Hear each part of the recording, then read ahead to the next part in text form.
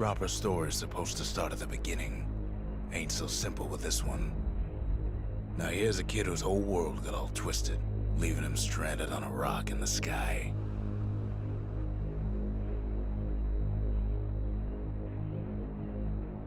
He gets up, sets off for the Bastion, where everyone agreed to go in case of trouble. Ground forms up under his feet as it pointing the way. He don't stop to wonder why.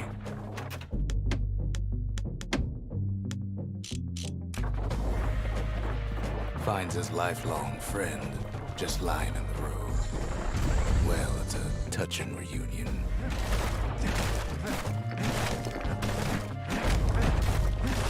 He sees what's left of the rippling walls, years of work undone in an instant, in the Calamity. That a survivor? No, ma'am. It's a gas fella, forced out from underground. Kid pops him good. Fella got a piece of him, though.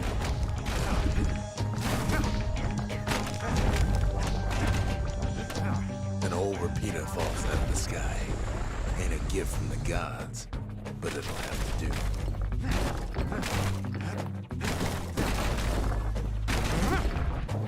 Kid's worked up quite a thirst by now, so that fountain looks real inviting. Sometimes you just need a drink.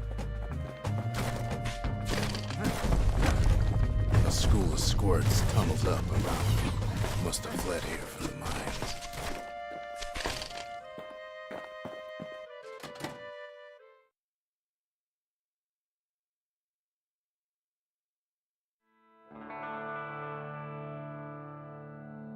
He sets foot inside one of Celandia's famous watering holes.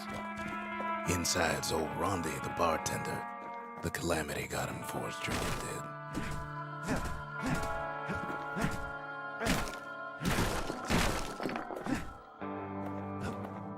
Then Kid finds his trusty shield.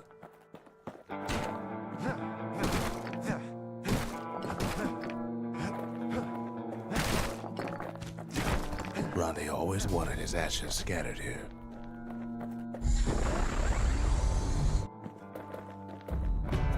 But just as he's getting a handle on it, the security takes him for a petty thief. Special delivery, gas fellas. Windbags start turning up for last call.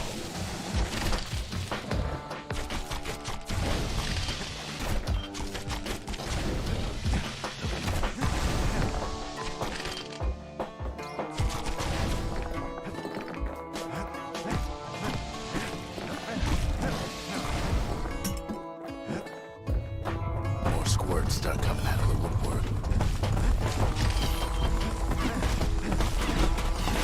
A big old fella pops out in front of the kid.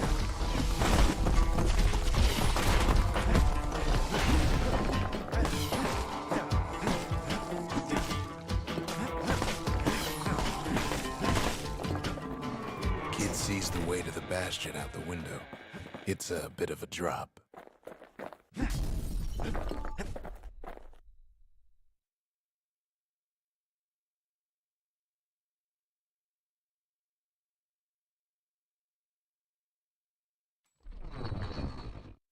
He gets a good look at things on his way down. He lands on top of a breaker's bow, and it ain't broke. Kid spies a good perch for some target practice. He knows he should draw the string all the way back.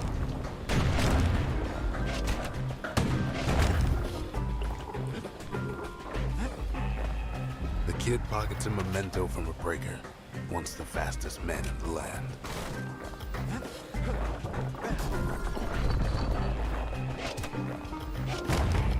And then he falls to his death. I'm just fooling. It wasn't long before the kid could loose an arrow strong and true.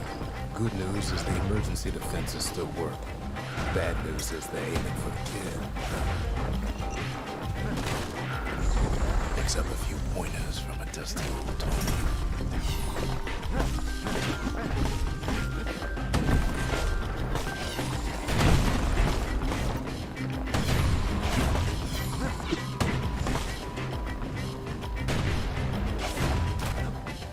finds the distillery, right next to the arsenal. Tough part of town. One sip of the spirits in that distillery, and the kid'll feel like a new man.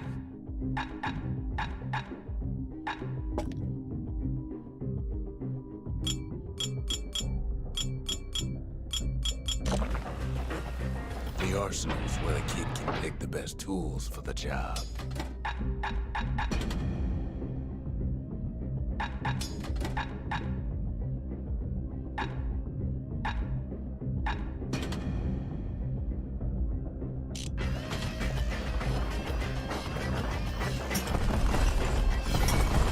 He's a mighty fast learner.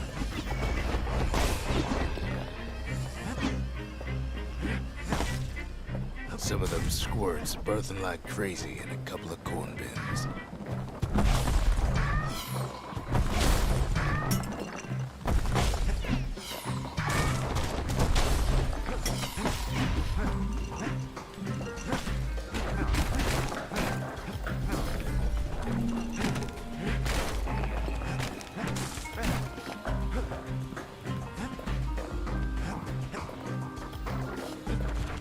That one was Maud, the tutor. Once taught the kid good manners. He never used them, though.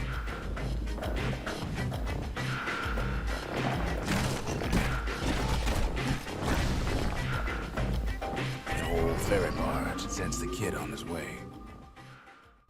The Bastion's real close now.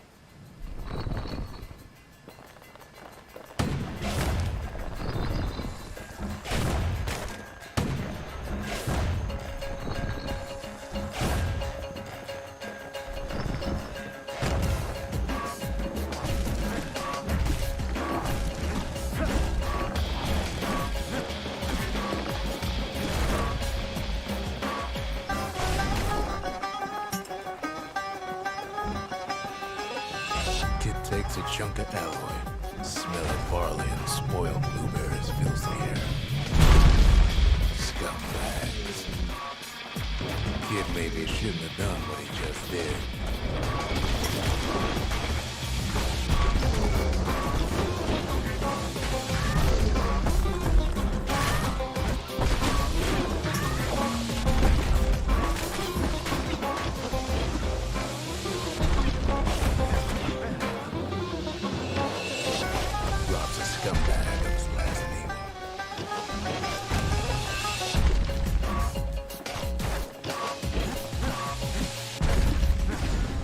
Kid puts him out of his misery.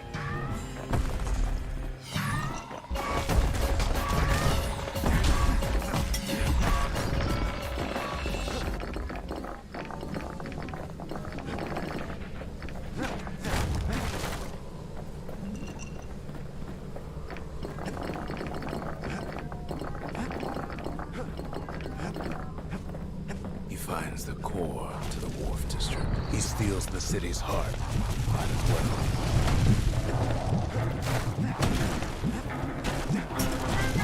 Kid has a feeling that he's moving. The place is starting to fall.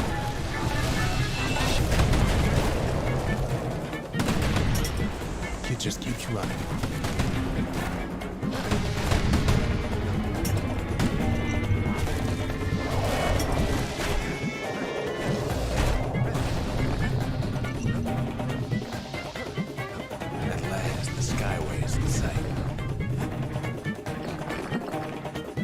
Whisks him where it needs to go.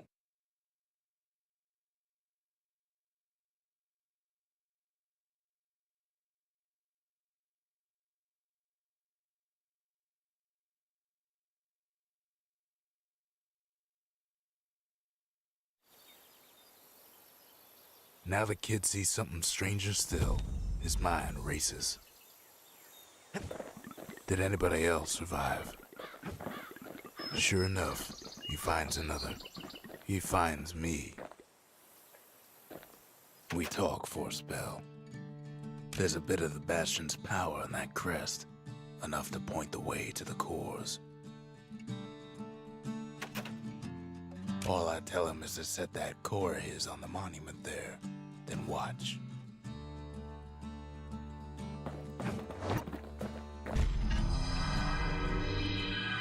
Just like that, the Bastion comes alive. Starts growing again, growing stronger. Kid's gotta put its power to good use. Now the Bastion can send him even farther into the wild unknown. Kid ponders what to build. The Bastion's a place of peace, but we can hold our own if we have to. Ain't much Kid can't handle with hammer and bow in hand. Kid don't know what's out there waiting for him. The Skyway. Now the Kid can ride the wind to distant lands.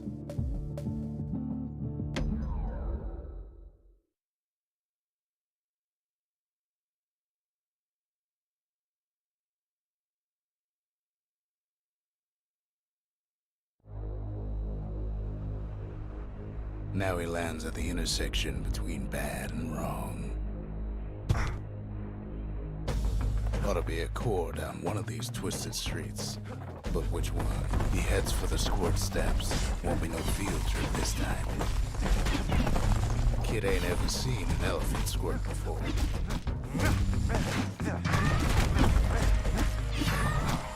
Hopes he'll never see one again. They say even the most rambunctious squirts can be tamed.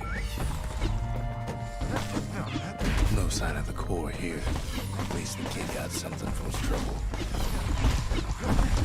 Scumbag can digest just about anything. Except for this. It's quick for slicing and light enough to throw.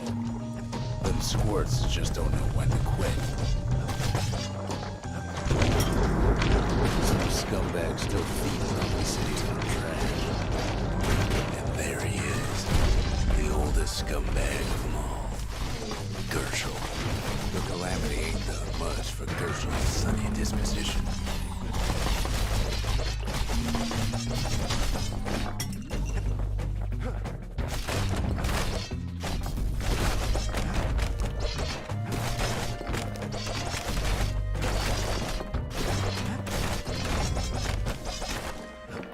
No core, no surprise. Like the gas fellas are hiding it from him.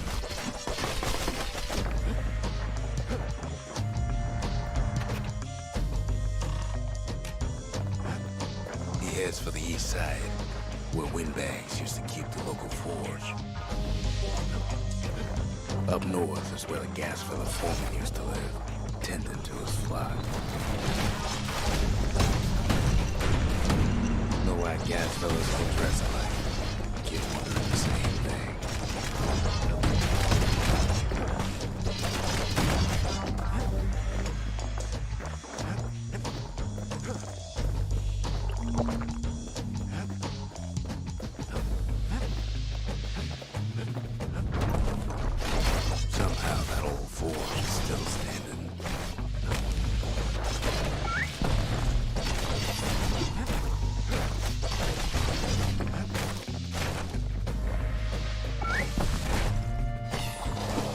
Telling himself he better watch his step.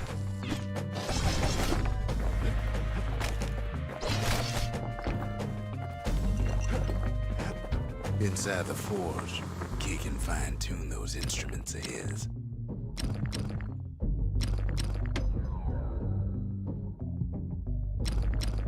The little Zolwood oil on that blade shines like a light.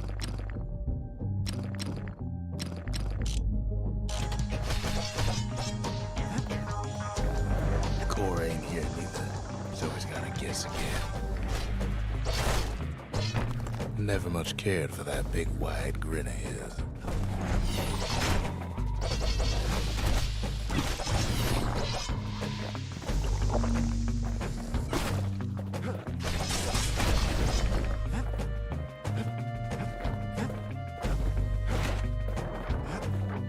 And there it is, but it's locked down tight in an alloy cage. A blustery old foreman's keeping his fellas in check, almost like he's showboating for the crowd.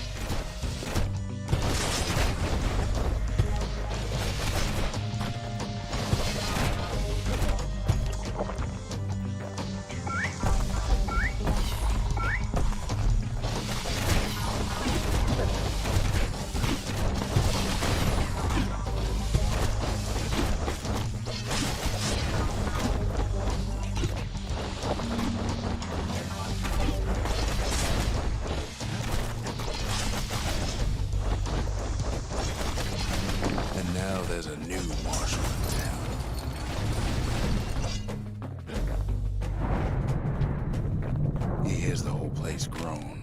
It's too tough to follow.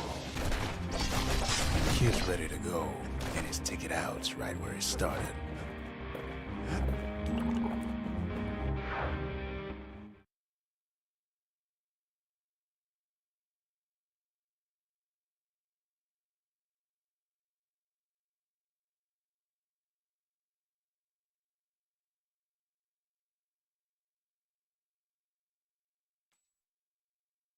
He comes back, just like I knew he would.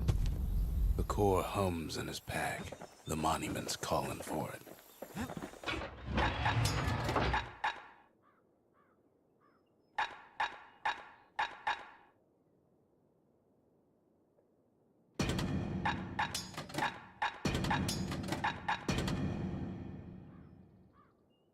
The repeater and machete, favorite choices of the Ura hunters we once fought.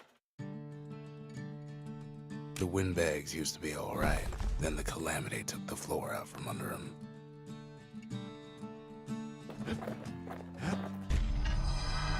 Kid does it again. Only fair he decides what we build next.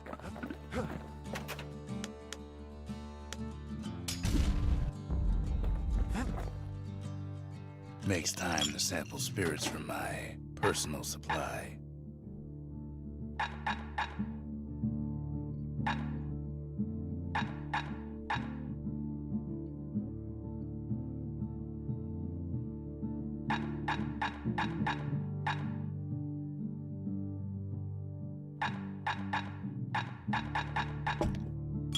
Where whiskey has no scent, but tastes like a peppered boot heel, it's not for everyone.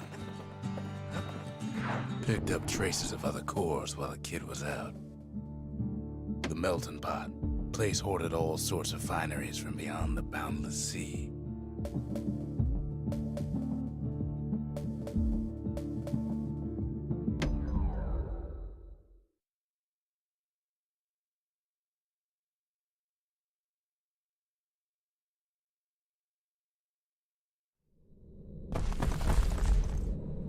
In better days, the melting pot was sealed tighter than the skin on a squirt.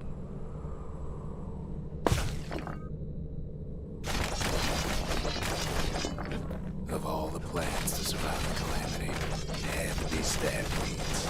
Blasted things hurt like a broken heart.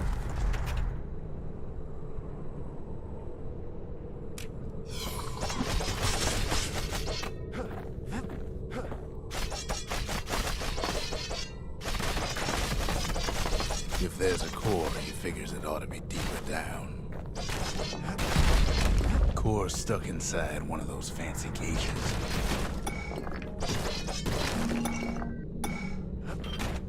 He throws a switch. Now what could possibly go wrong? Quite a bit, as it turns out. The cage starts lifting from the core ever so slow. All kid can do is wait. Shipments start falling in.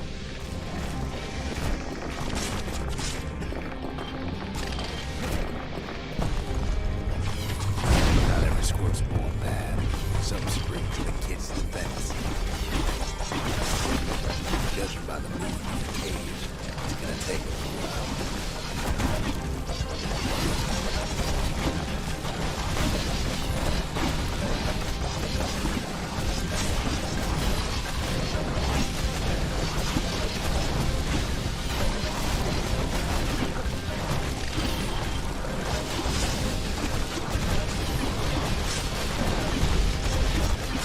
Scumbags don't take kindly to the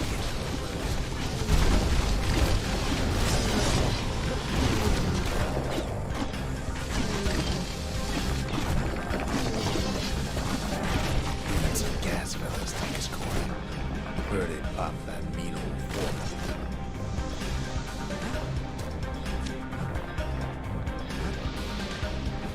At this rate, maybe 5 more minutes, maybe 30, hard to tell.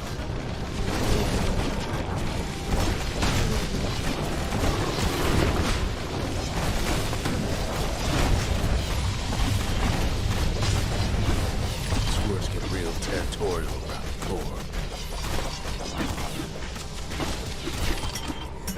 shipping of free samples shows up.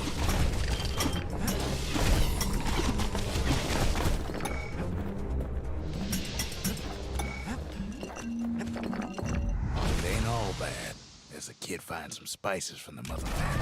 Tax-free. One thing's for sure, that cage is awful heavy.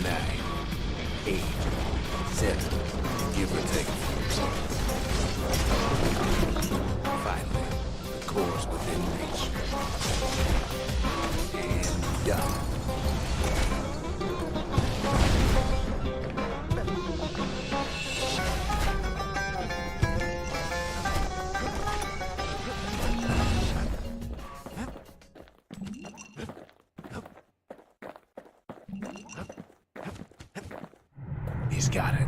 Just gotta get to the nearest bar.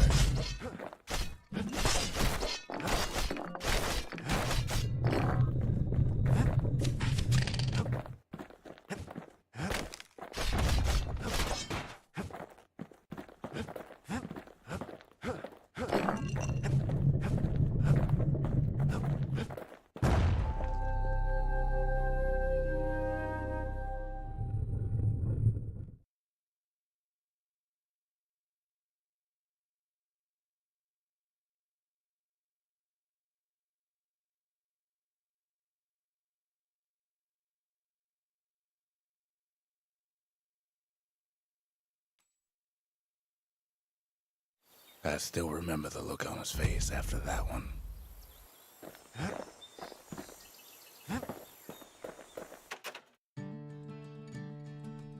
Folks voyaged across the boundless sea to found Calamity. It was good living here for a while. The old world's finished, but the new world's just getting started.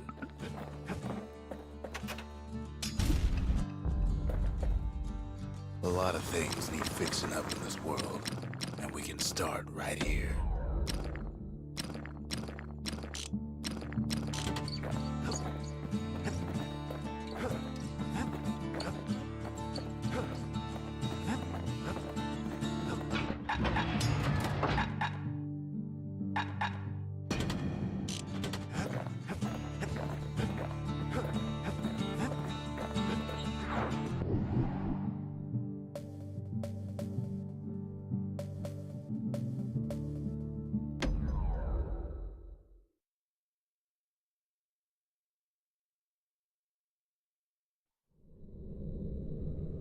Windbag Ranch was built for gathering squirt extract in copious supply. Ain't nothing more healthful.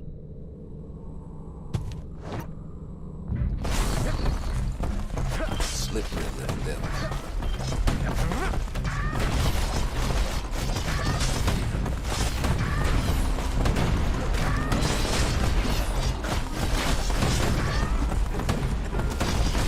Some folks showed up to make a fast buck with nothing but a knife.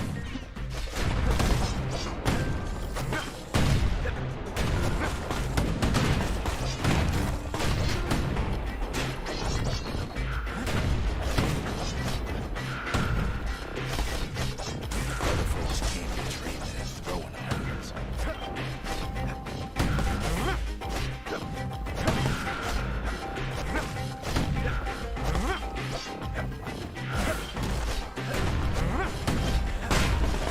Still others used the place to test their finest blades.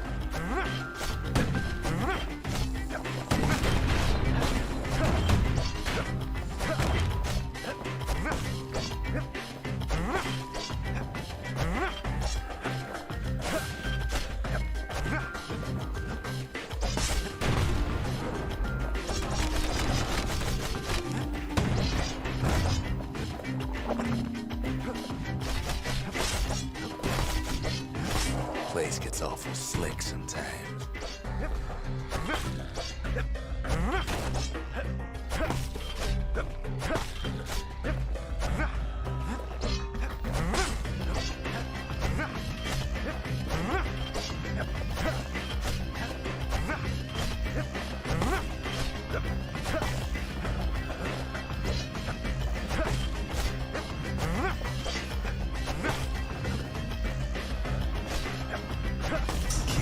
All of them down soon enough.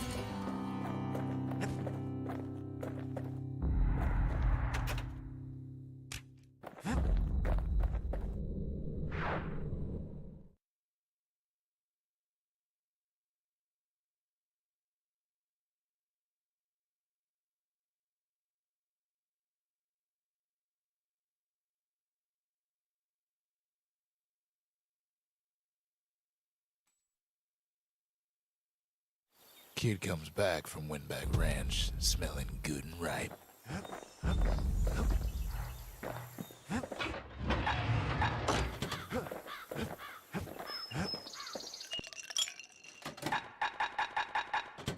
Dread rum's brewed from swamp weeds, so its effect is as bold as its flavor.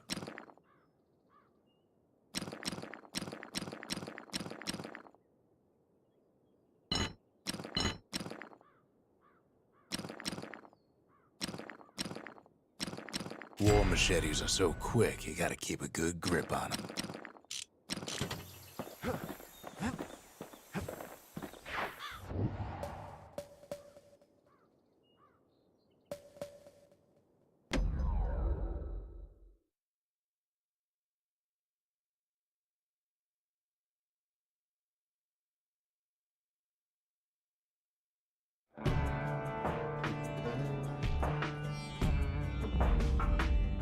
Couples used to walk the sundown path.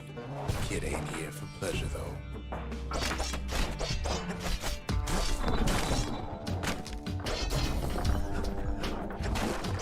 But then, somebody gets to the core before the kid. The floor starts giving way under the lightest step. A single panic squirt could bring the whole place down. So could a reckless kid, for that matter. Fragments of the old world rain from the sky.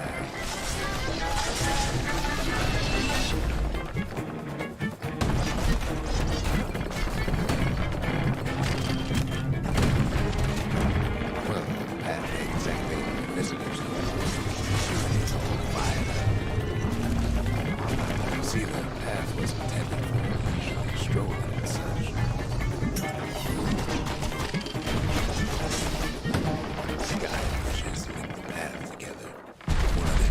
Whips the kid along. Finds a spyglass, like the ones they'd use to search the stars.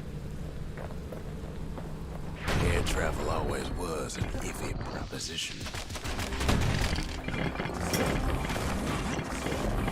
But Calamity changed everything, even when the wind blows.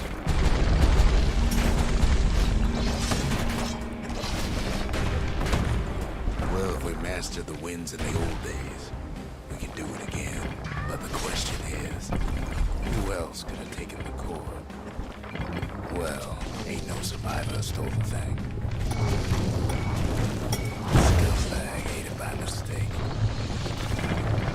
No, they used to ship live munitions down the path. It's wise to toss those things plenty far away.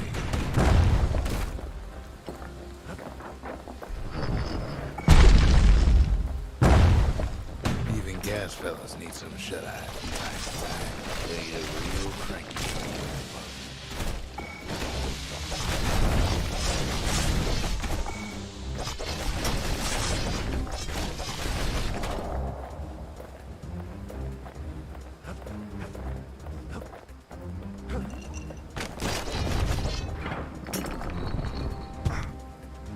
Quick and careful is the only way to go.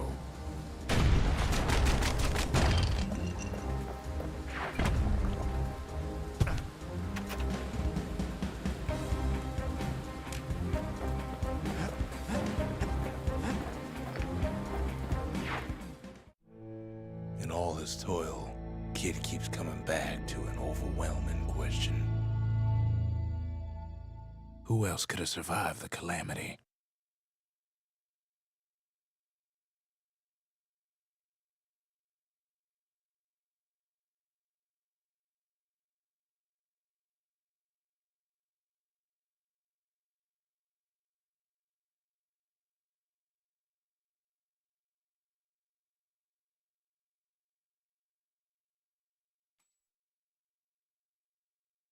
So he didn't find the core that time, but that ain't about to stop us.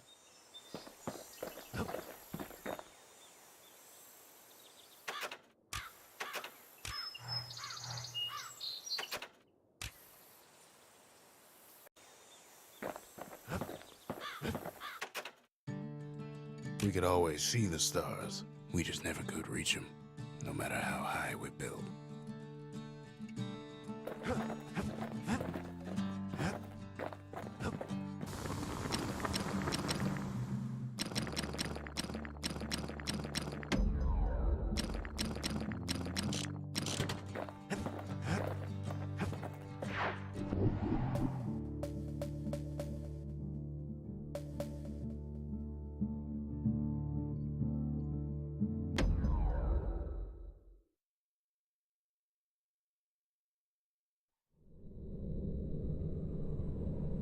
No place better than Trapper's Shingle for learning to tread light and shoot straight. Trappers had to tread real careful here, else take a nasty fall. They train themselves by clearing out the targets, while not clearing out the floor.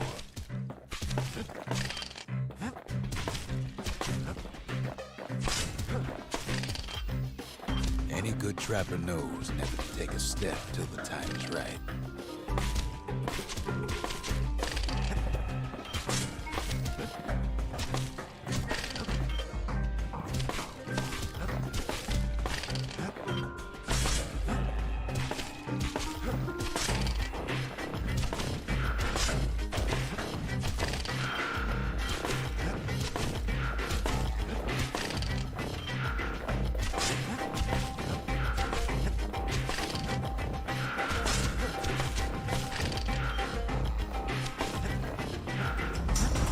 Decent trapper wouldn't walk away empty-handed.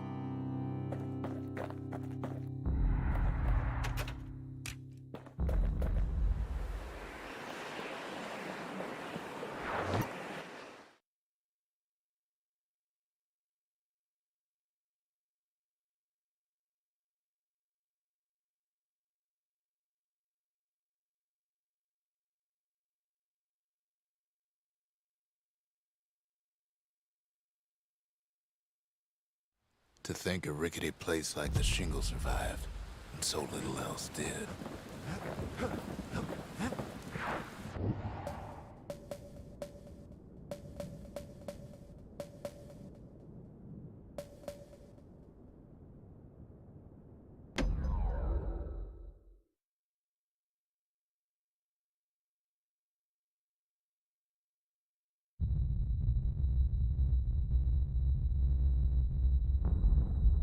The dead welcome him with open arms. The Calamity took everybody after all. Kid sees it plain, frozen faces all around.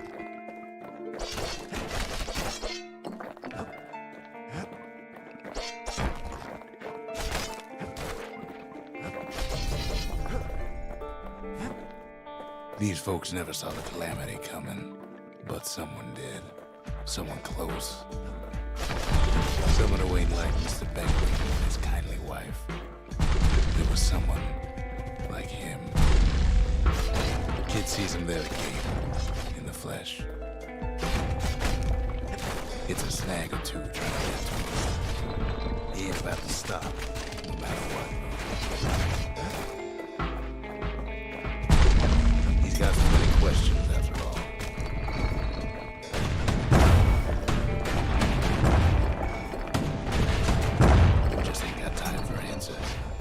The Thunder Brothers didn't make it. They never saw what it was like behind the walls.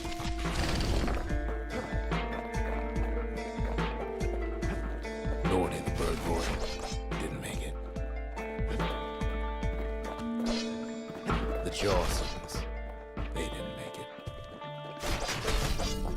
Grady Sr., Grady Jr., they didn't make it. But him, he survived. Kid finds proof enough that man ain't from around here.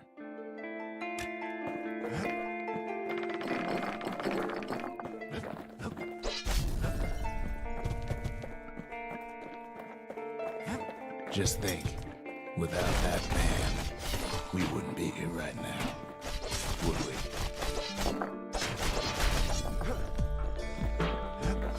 The core survived as well.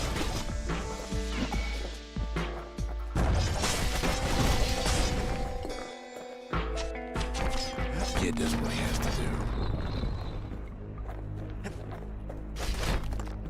What do you say to a man who's seen too much?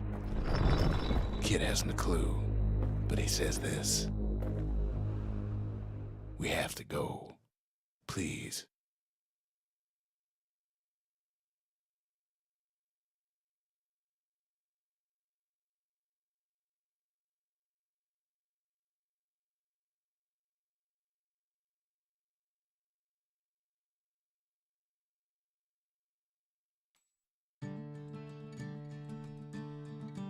He's a proper gentleman, that man. His name is Zolf. No hiding he's an Ura. Folks like him ain't never been a common sight in Caelandia. He's relieved to see a living face or two. The kid and I introduce ourselves in kind. Both to him and to each other for the first time.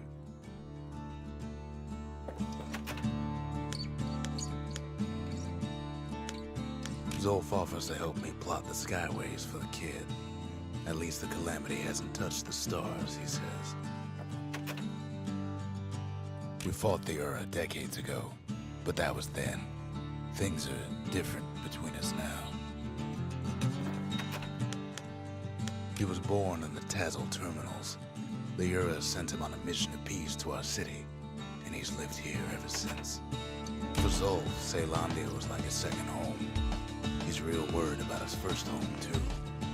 Far to the east.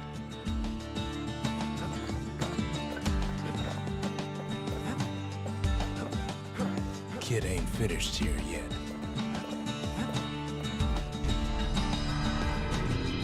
The cores.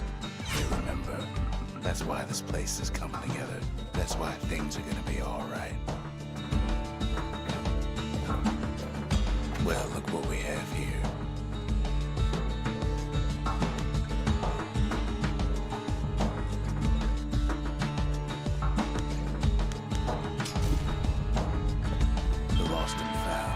Here, kid takes fragments of the old world and makes them whole again.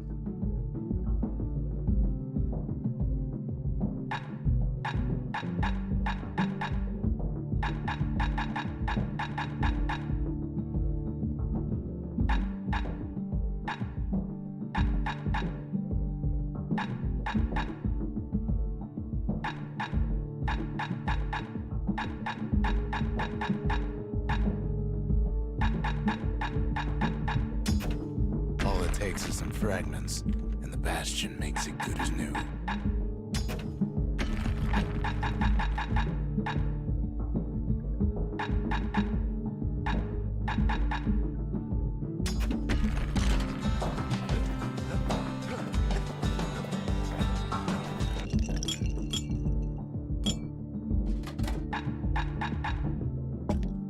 Now, whale ale ain't made from real whale, but it'll make you strong like one.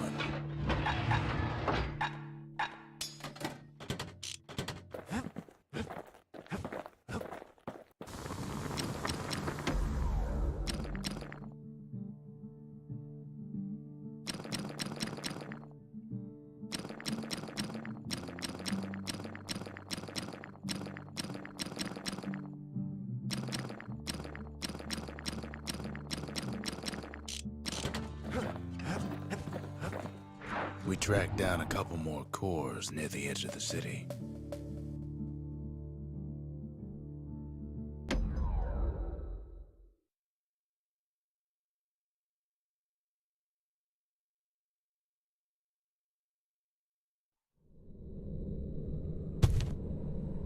No use praying to the gods these days. No time for it either.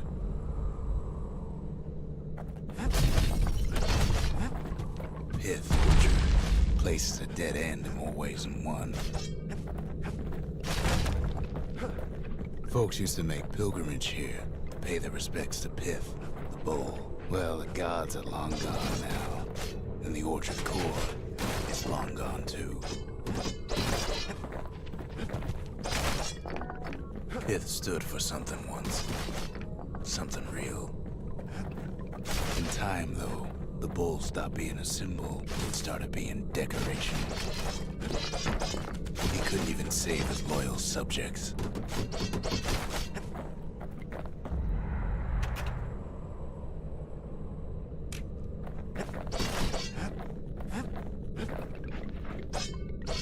Pith makes a decent scarecrow, at least.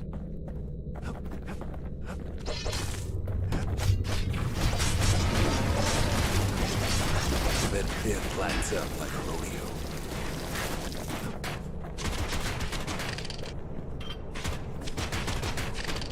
Pith breaks him to bits.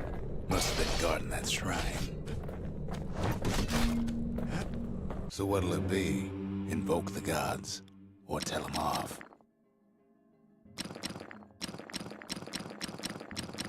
Pith. Kid don't need favors from the likes of Pith.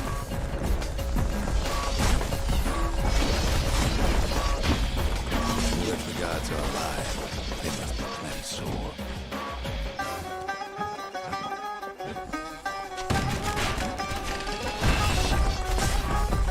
Popping windbags is hard enough. No need to get the gods involved.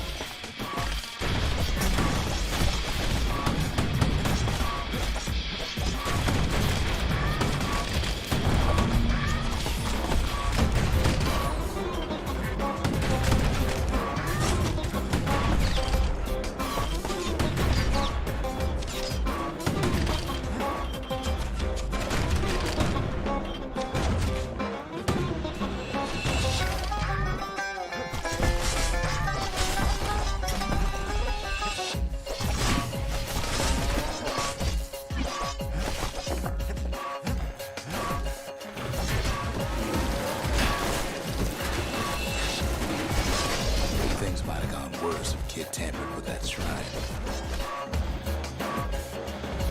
The gods don't care about trinkets, but the kid ain't no god.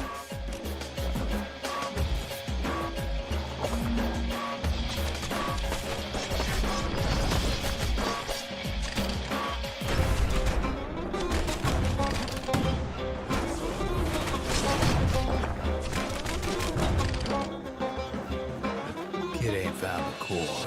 At least he found Zolf's precious shrine.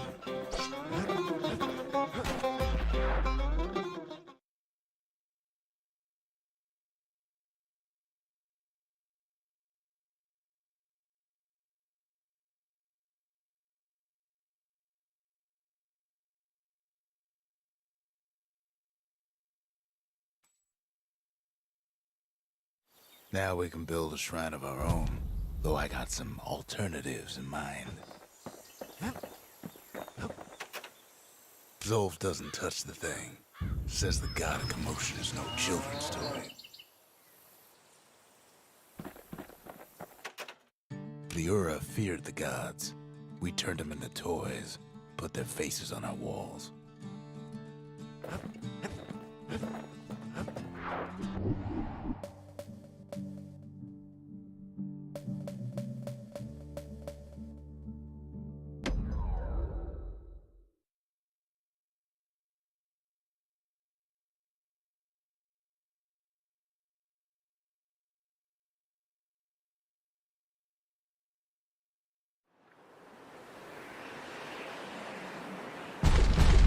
There's only one way to cinder brick form.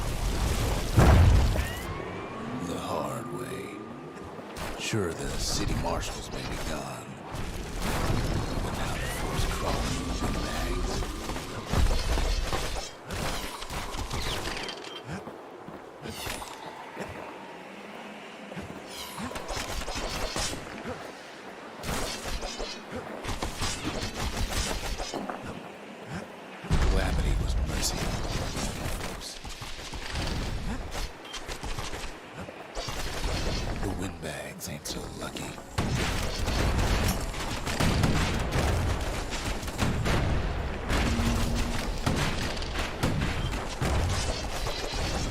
left to freeze or starve or face the kid.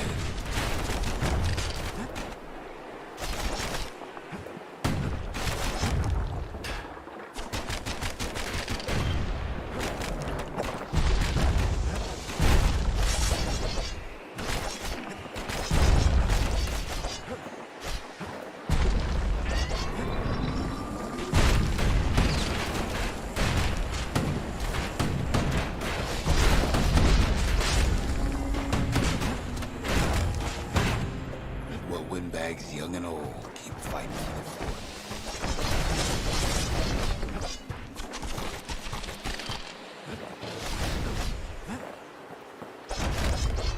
At least the marshals left the kid a parting gift.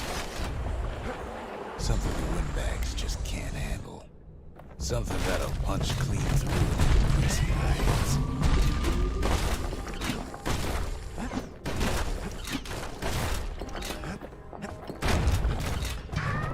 Windbags ain't much different from normal folks. All they want's a warm place to stay and a decent meal. The Calamity drove the windbags topside. A lot of them wound up here in this very fort. Could have been minding their business underground like in the old days.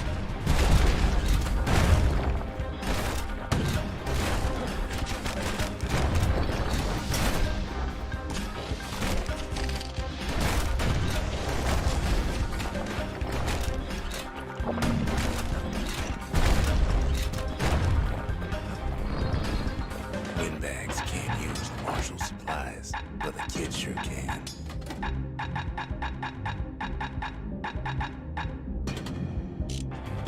He stashes the marshal's prize. Goes back to something more his style. Well, the fort ain't theirs, am I right? Can't blame him for one.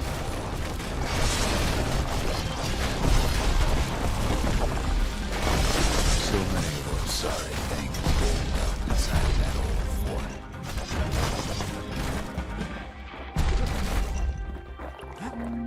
Not a scratch on him as he presses on the higher ground.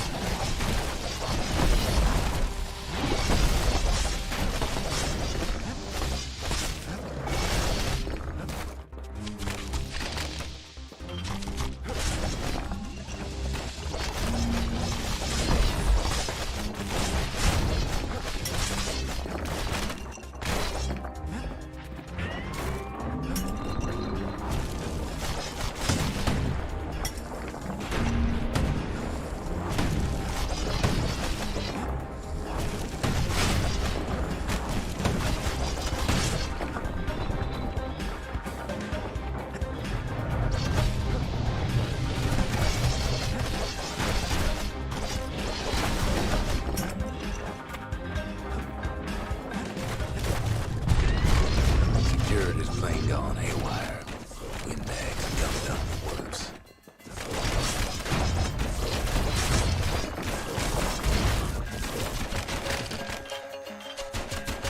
Kid ain't afraid of getting burned.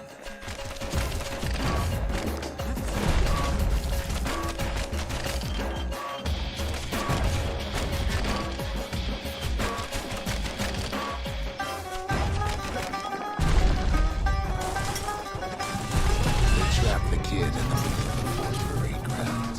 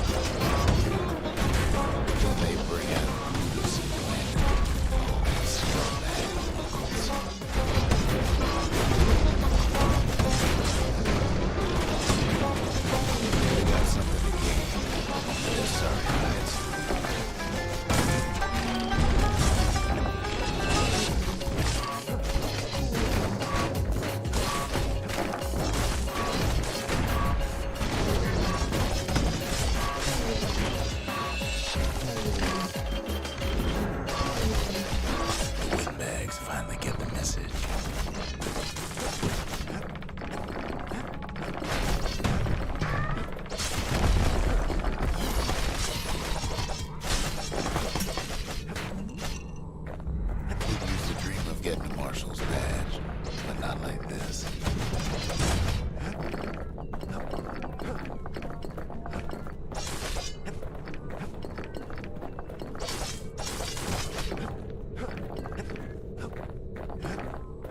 The skyway's a welcome sight after all that.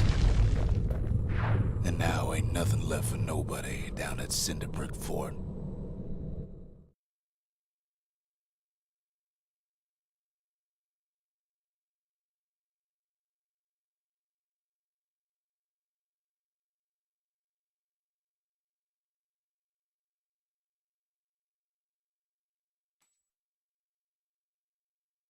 Kid shows up just as Zulf's telling me about his own journey to the city.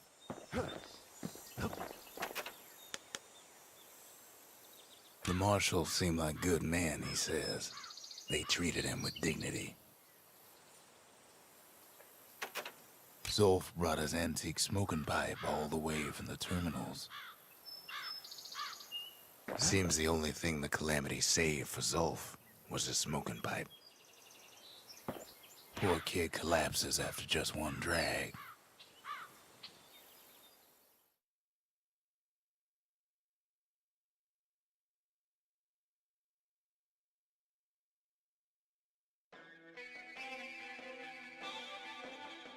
The past. Only good thing ever come out of the past is history.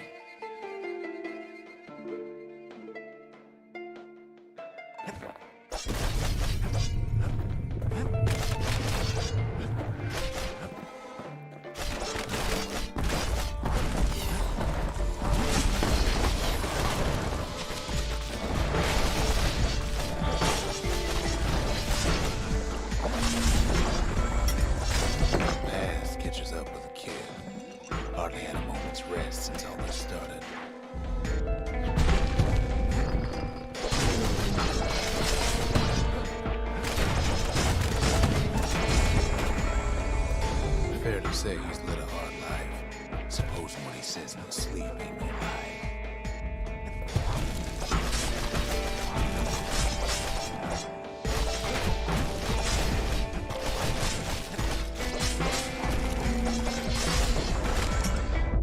He never knew his old man, but he had his mama to take care of. Frail thing with pure white hair like his.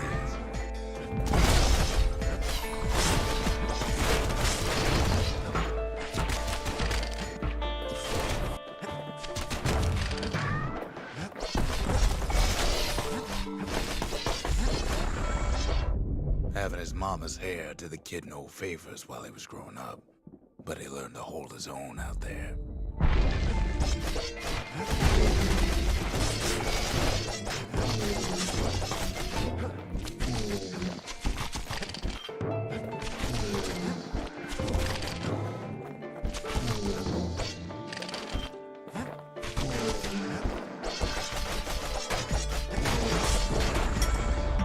School ain't working out, so the kid signs up for a turn on the rippling walls. Make his mama some money.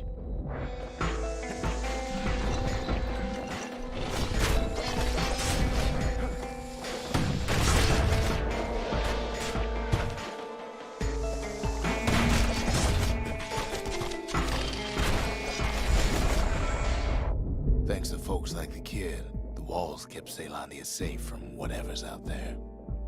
The elements, the Ura, you name it.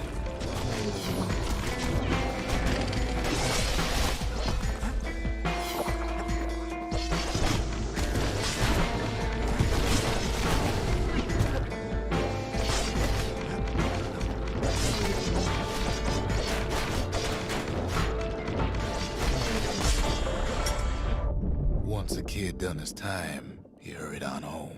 Turns out his mama's time was done too.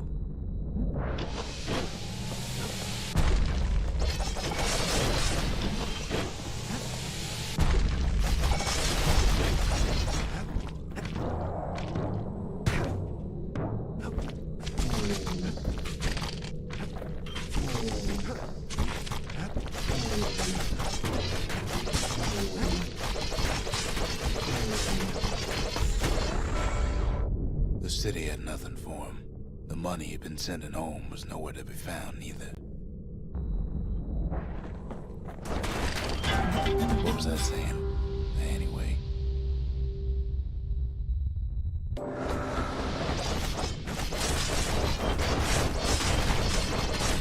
Past don't matter for nothing now.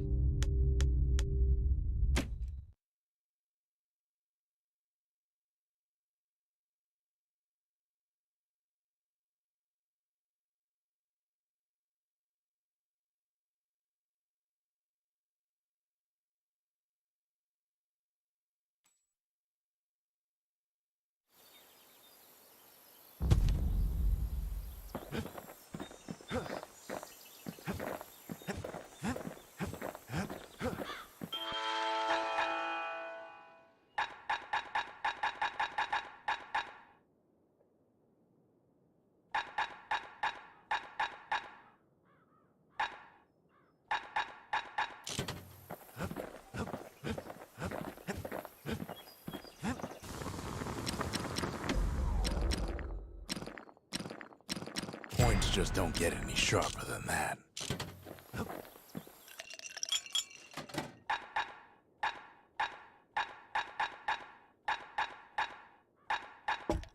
Squirt cider will toughen you right up. Too bad about the musty aftertaste.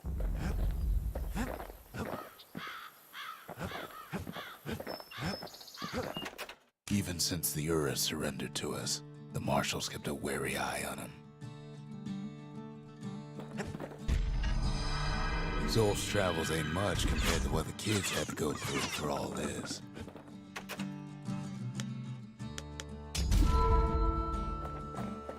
The memorial. Here a kid can pay respect to the old world and earn it in kind.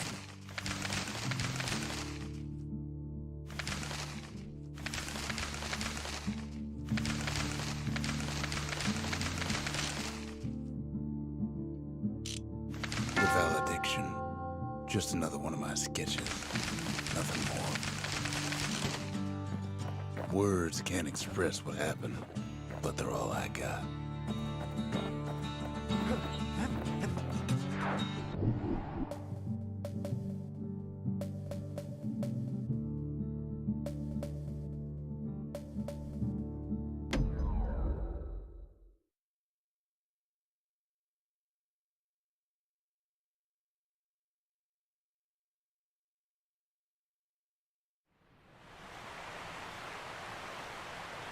The Langston River flowed free and wild till the Calamity drank it all up. Maybe all that water just grew wings and flew off. Riverbanks swarming with windbags. Was so bent on climbing the core they hardly noticed the kid. Lucky for him, the surface very large as the float. Sends him squirts crying home as she leaves port. Maybe Nellie knows the way to the core. Maybe she can slip right past all the clamor on the coast.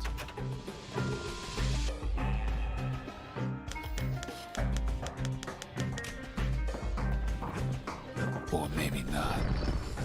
The security skiff pulls up port side. Nellie's just another windbag to those guns. Just then, the windbags notice who she's sailing with.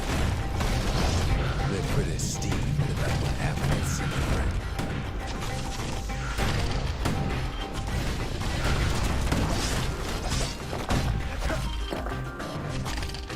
They try to cut her off.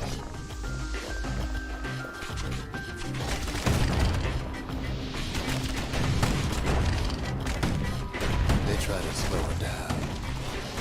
It almost falls again. They try to knock her out.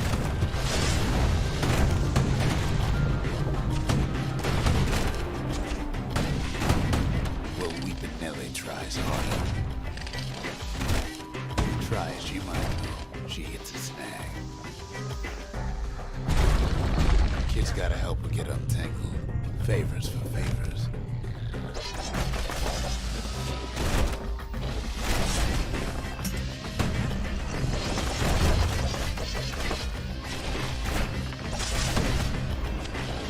Picked a good spot for a break.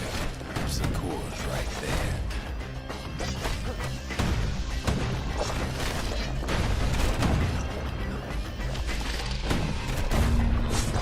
Then the kid hears an unusual sound, like 100 flapping wings. They've been watching us every move. Hackers.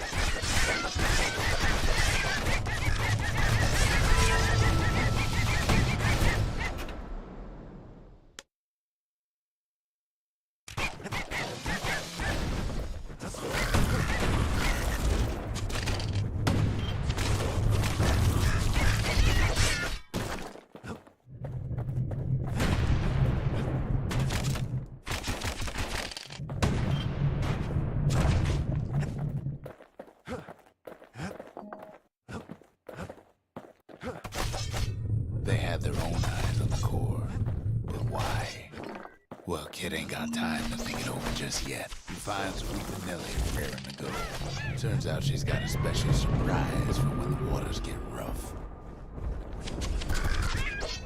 She's gonna need a little help with all them figures. Crafty things think they're king of the roost now. Rest of us only wish we could fly in times like this.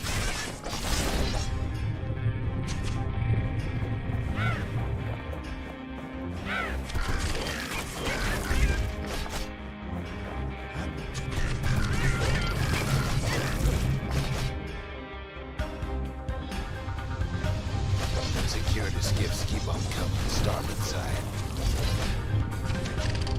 Don't seem to care what they shoot as long as they hit something.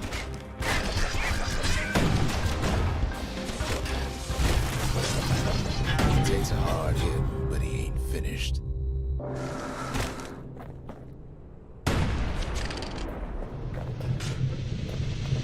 Windbags getting even better idea. They aim to smash with the Nelly splinters. Well, it all proves too much for poor Nelly.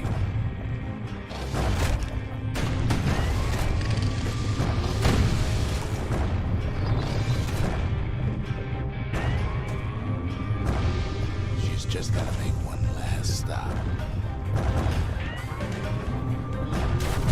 With the last breath, Nelly gets the kid to solid ground. Solid ground in Pecker country. Seems the Calamity ain't with the Pecker's appetites. They want that core real bad. Might be they want it just as bad as a kid. Kid shoos them off, knowing they'll be back.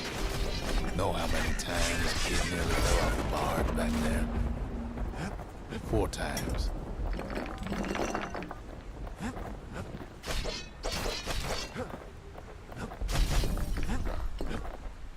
Now, listen close.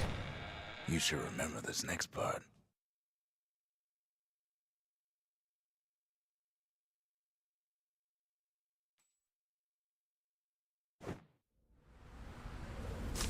Why go to Prosper Bluff?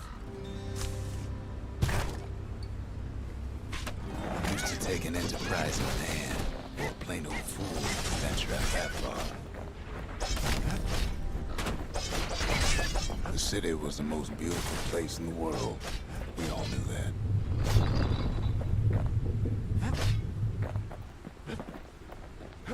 But on the other hand, some folks just yearn to see the things they're told they can't.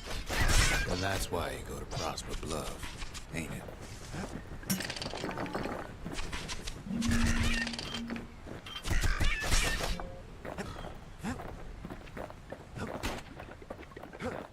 There the kid hears something he ain't heard in a long while.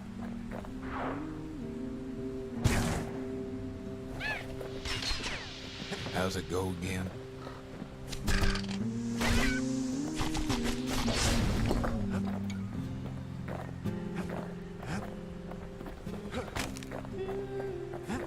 Yeah, that's the one.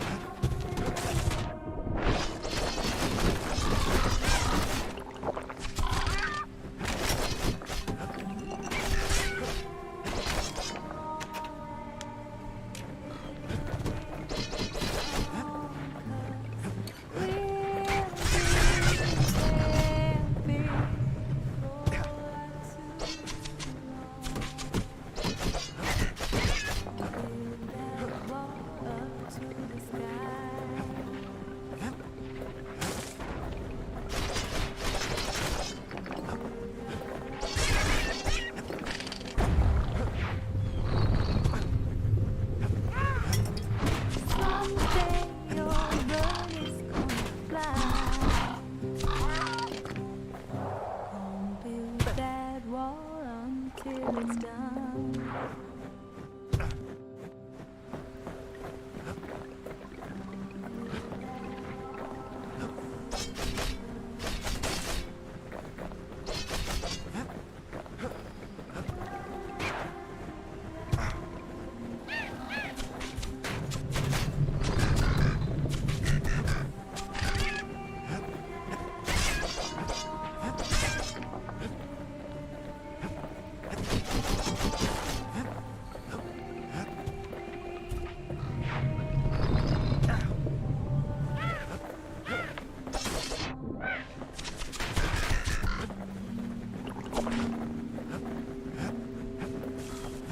Well, no point explaining what happens next, right?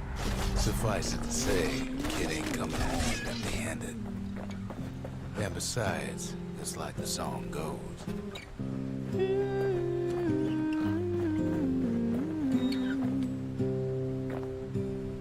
I dig my hole, you build a wall. They'll be here before too long.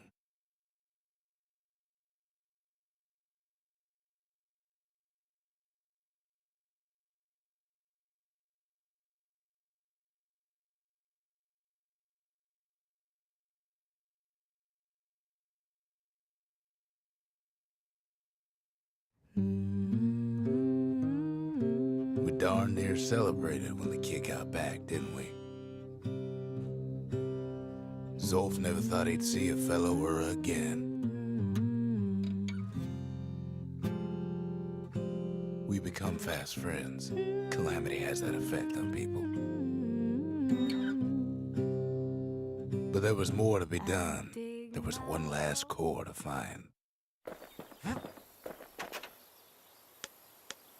Girl tried to run away from home one time, but the marshals stopped that, didn't they?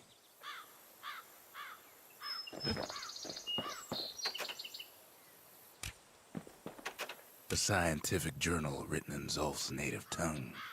He learned so much from it. Too much. If only I'd known half the secrets of the Calamity were tucked away in that book, I'd have worked to translate it right away.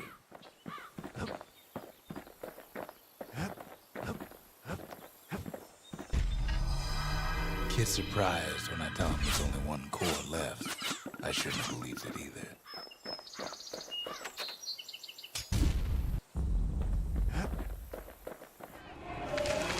The trappers, Darren bunch of fools. They'll be missed. The gravers, the arm of justice. They seemed unstoppable.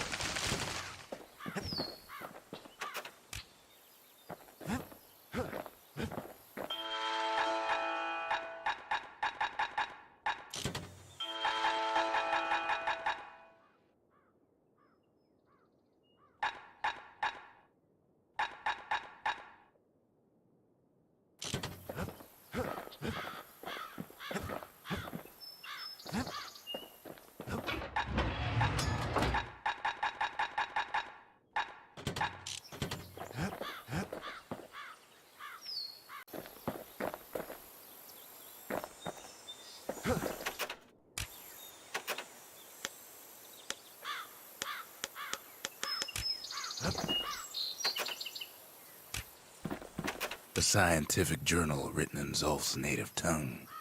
He learned so much from it. Too much.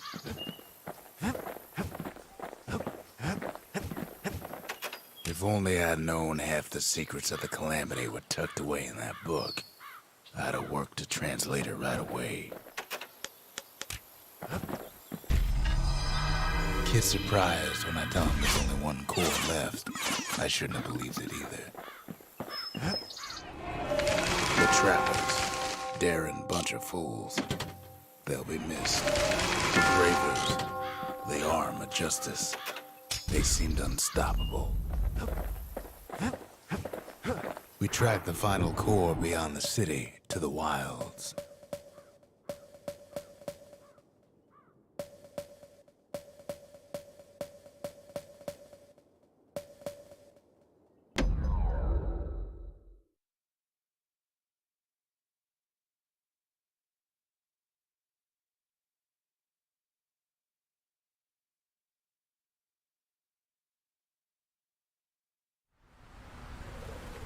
The wild unknown.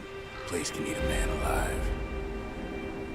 Place is so raw, even the Calamity couldn't cook it.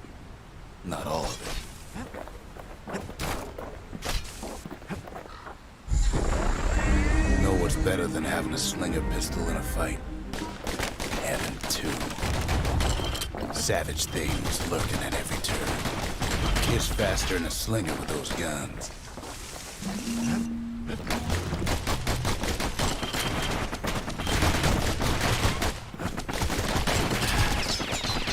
Pekka's got the core, but they're building the Bastion of their own. The welcoming committee scrambles to attention. Didn't expect the kid so soon.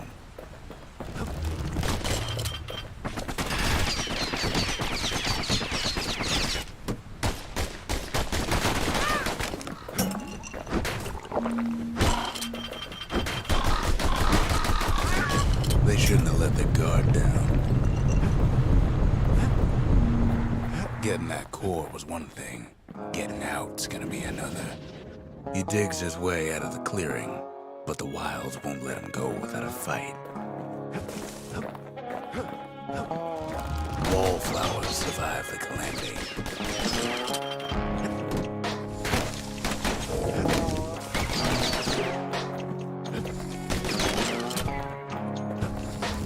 Let's take it real slow when the pincushions are afoot. By now, kid's got more needles in him than stab weed. Slinger Jawson's old outpost is all that's left of him.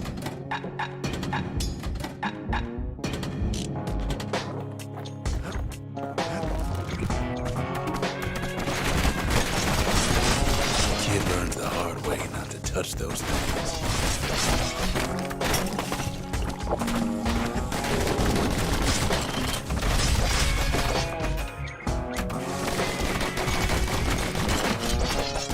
Don't ever turn your back on the pincushion. Kid's roused up half the wilds by now.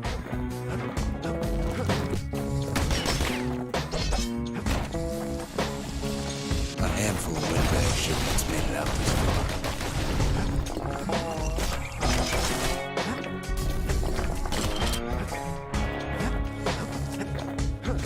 Jawson's boys left all kinds of stuff out here.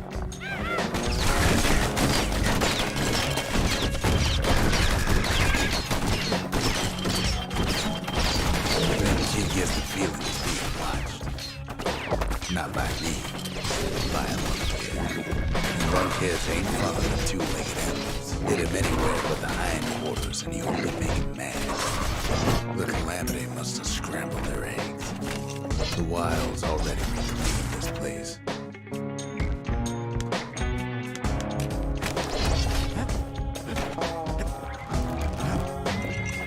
Hardly any signs of the old Jawson camp.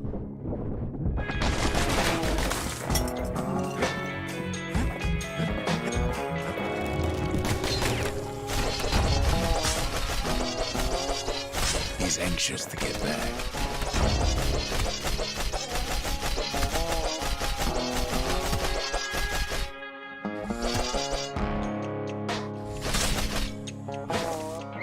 After all, he's got the final core.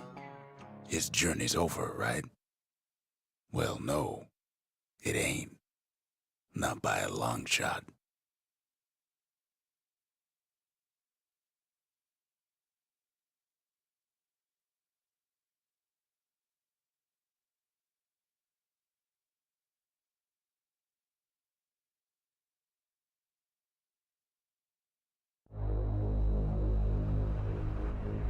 Kid knows something's up when we ain't there to give a warm welcome.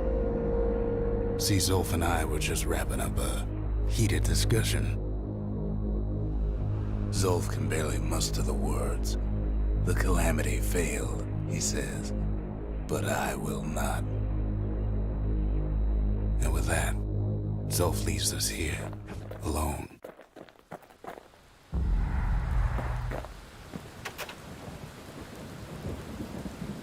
Zolf cursed the city, cursed the Bastion, cursed me, said he was going home.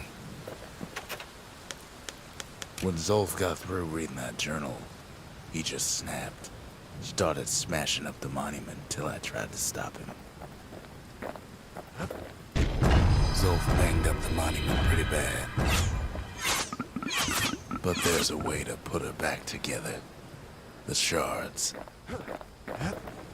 We're gonna need all of them to nurse the Bastion back to health.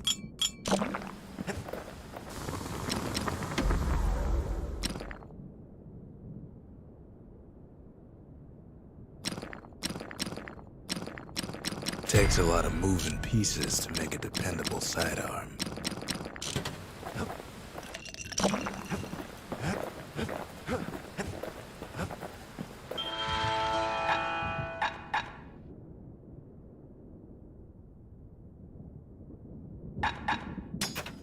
Finders keepers.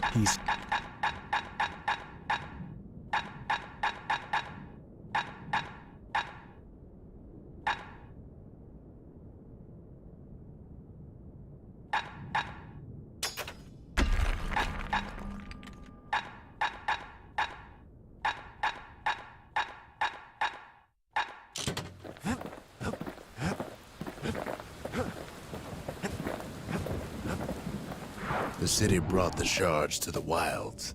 Now the kid's gonna bring them back.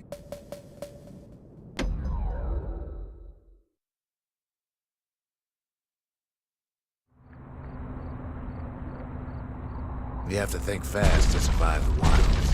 And none of them are faster than the slingers. They could shoot their pistols with the speed of a machine.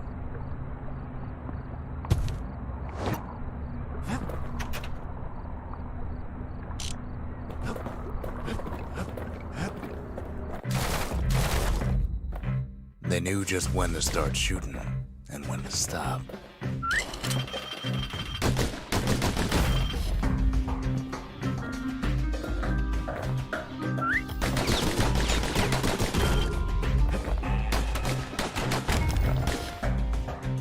Those pistols can spit out rounds just as quick as you can pull the trigger.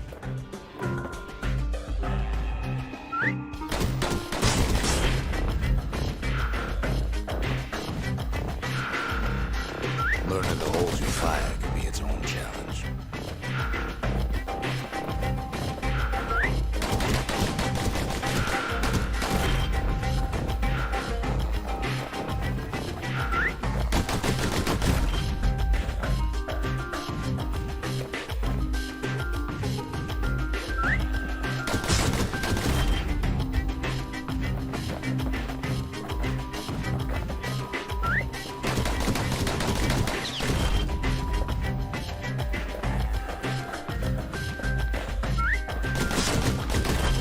Slingers were much quicker than the average pistolier.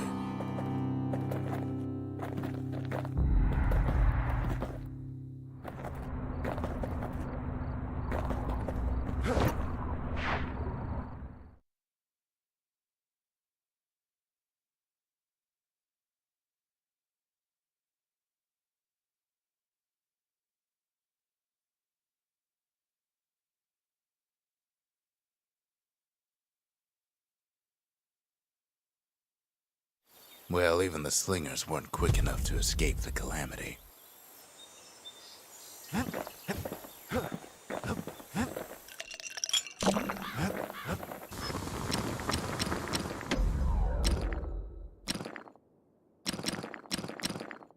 He's made a right comfortable bed for all those bullets.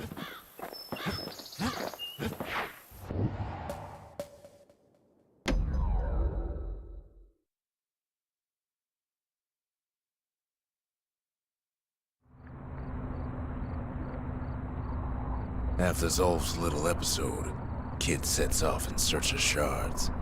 First stop, Jawson Bog. You'll get lost in that bog, I told the kid, and I won't be able to guide you back. Well, I let him go. What else could I do? What could any of us do? Zolf put us in a real bind. Hurt the Bastion bad.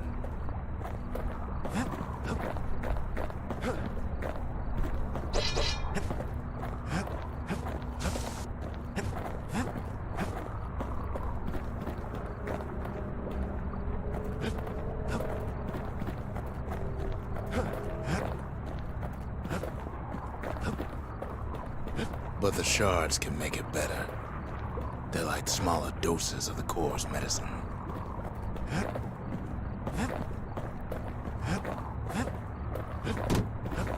Shame the only place to fill that prescription is out here in the wilds. This place is intoxicating.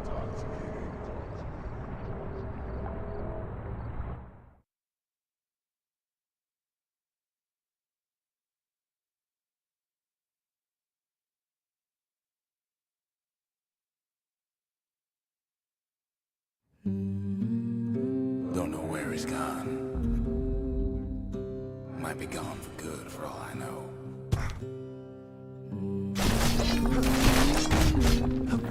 Wherever he is, it's somewhere I've never been. Somewhere I never want to go.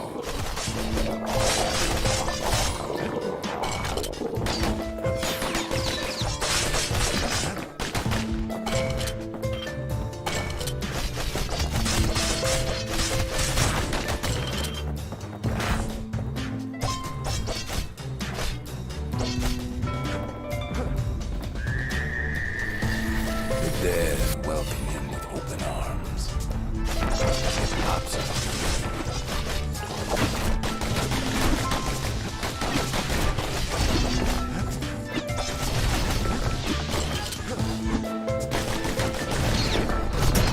That a survivor?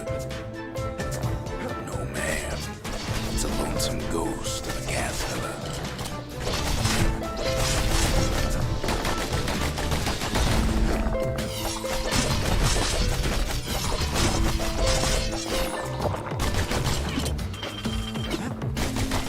Say to a kid who seems too much. I'm Zolf of Ura. Pleased to make your acquaintance. Now the kid sees something stranger still. Did anybody else survive? Peckers, lunkheads, wallflowers, pincushions, vine apples, swamp weeds, ankle gators.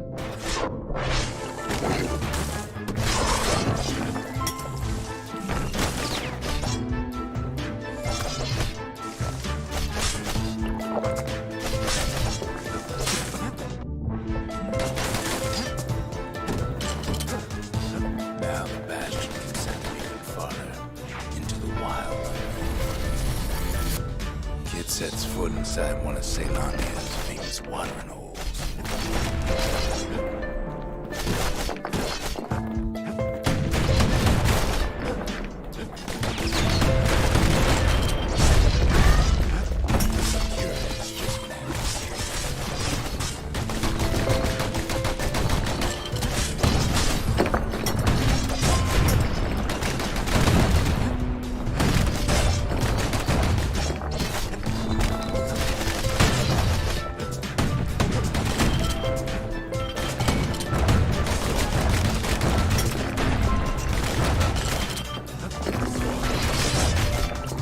Succeeds where the Calamity failed.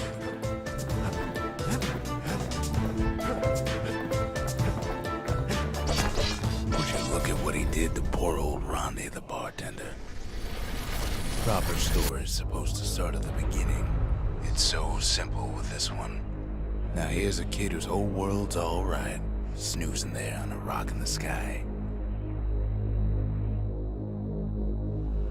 He wakes up. I'm just fooling.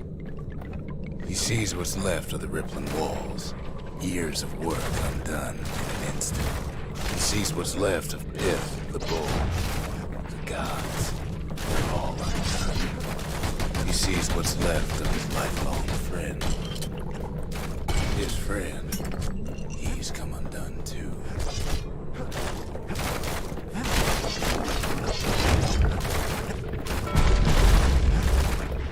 He sees what's left undone.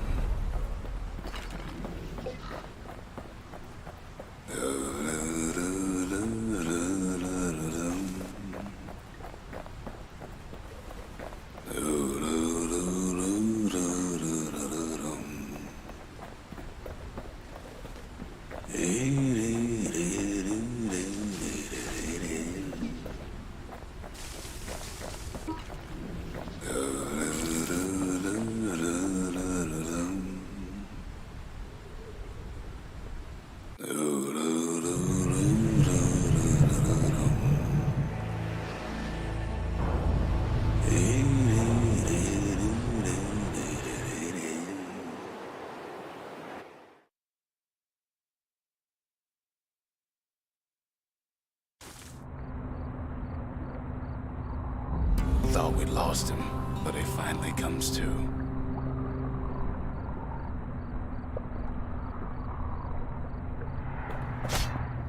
The shard ain't lost either. Not anymore. Now to find a ticket out of this hole. Bootlickers stick their nasty thorns into his heels. Ever heard of a lung blossom? It's bigger than the stories say.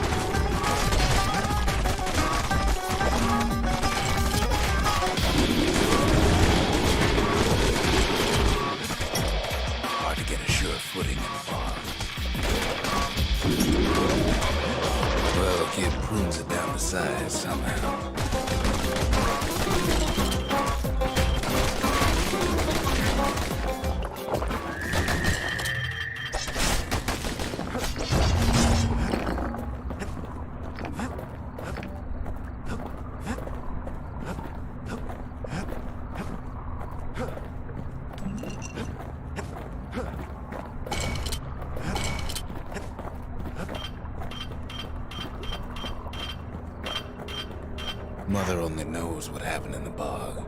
Kid never much cared to speak of it.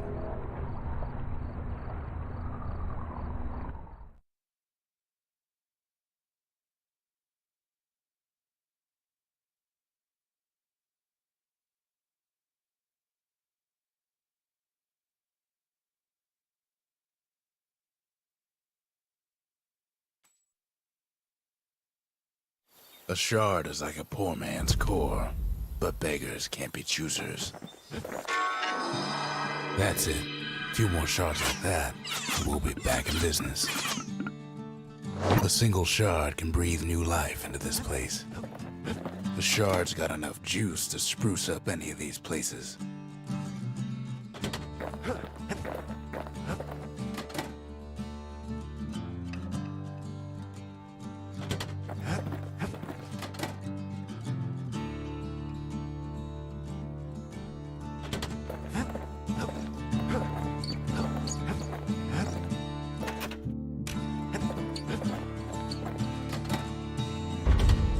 Ain't saying much, but that's the greatest forge in all the city.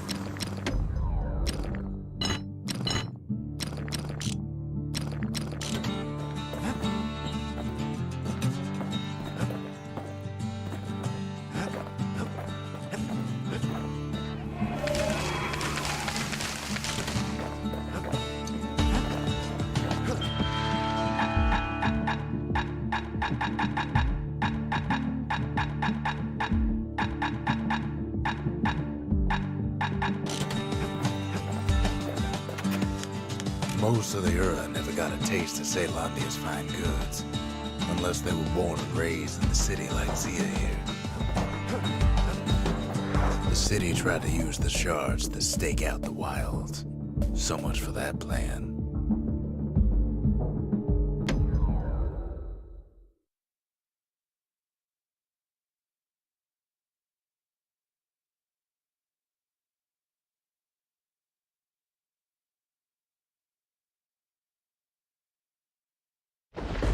Ankle gators used to roam the wilds, and they nested at Rothus Lagoon.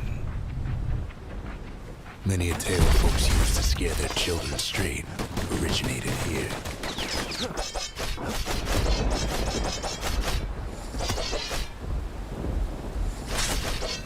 All kinds of beasts would don't know up from down, straight looking about. They moved quick and quiet. They struck hard.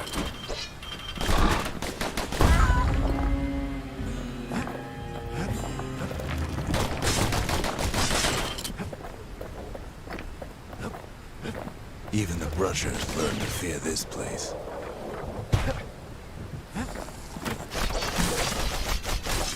They used to think that ankle gators were extinct. Well, they ain't.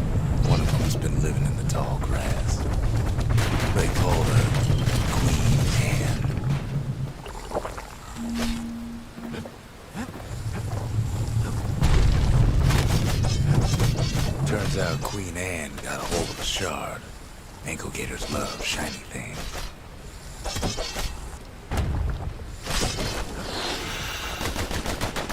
Know what smells worse than an ankle gator's breath? The stinkweed.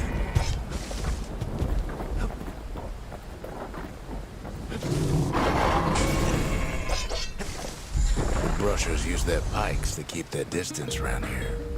Now the kid can do the same.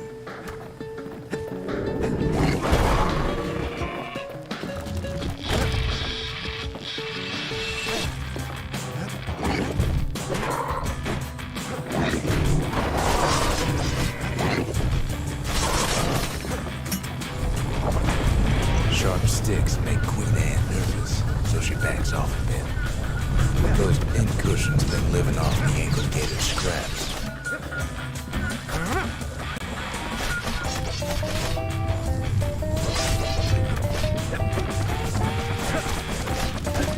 Queenie leads the kid into some kind of twisted trap.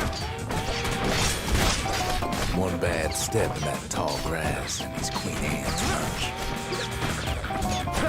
He holds his ground. Seems the queen's running out of options. Still no sign of the shard.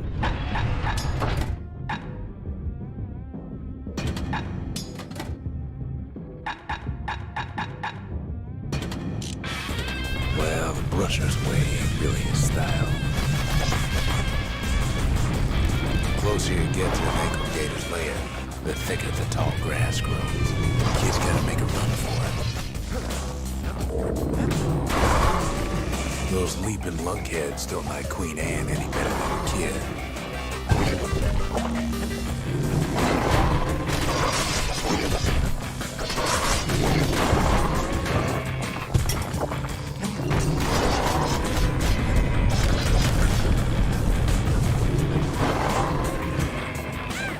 Seems even stinkweeds know to stay away from the queen.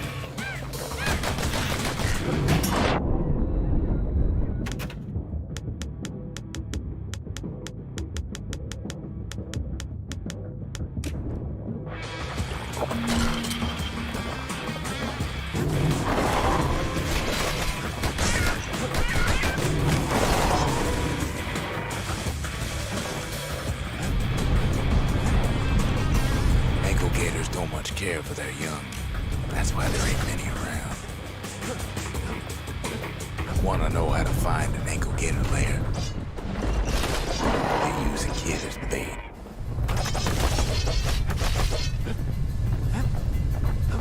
The shard's sitting in plain view. Now she's coming for him. She's got nowhere else to go.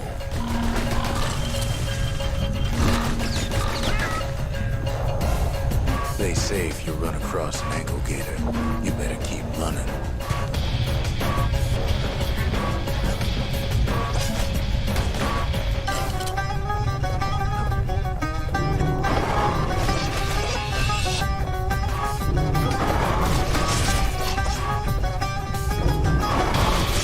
She's starting to get annoyed.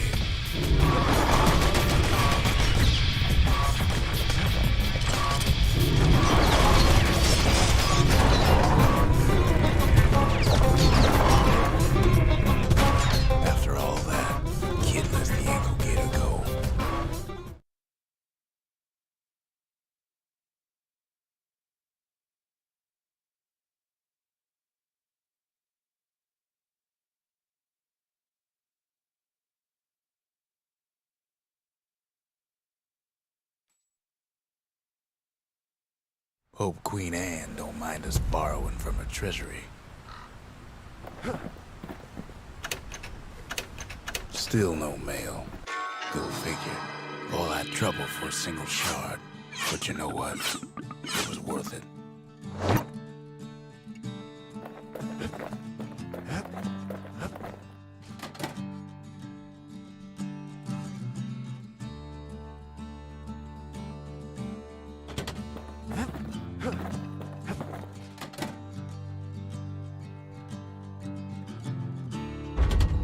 Just the occasion to crack open the distillery's private reserve.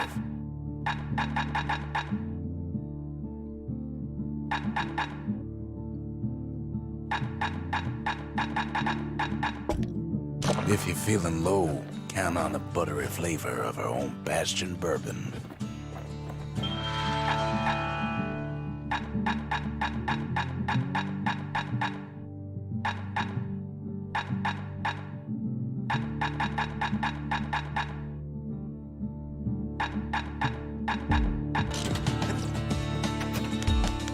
That Gator's a crazy gal. So's the gal who promised to look after her.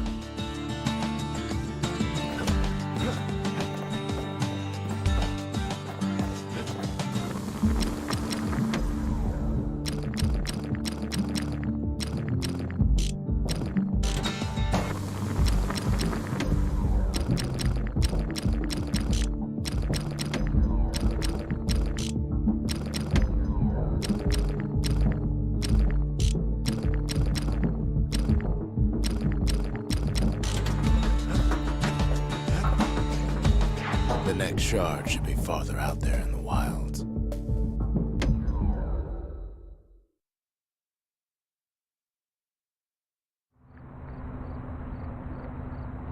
The slingers could plug you full of holes faster than you could say draw.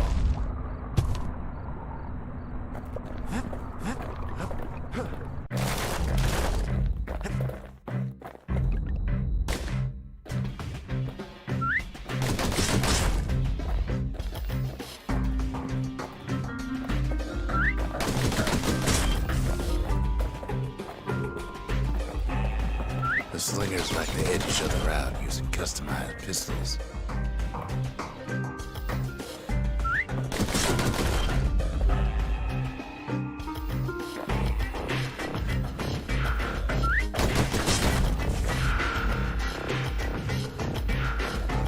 Eventually, it all comes down to reflexes.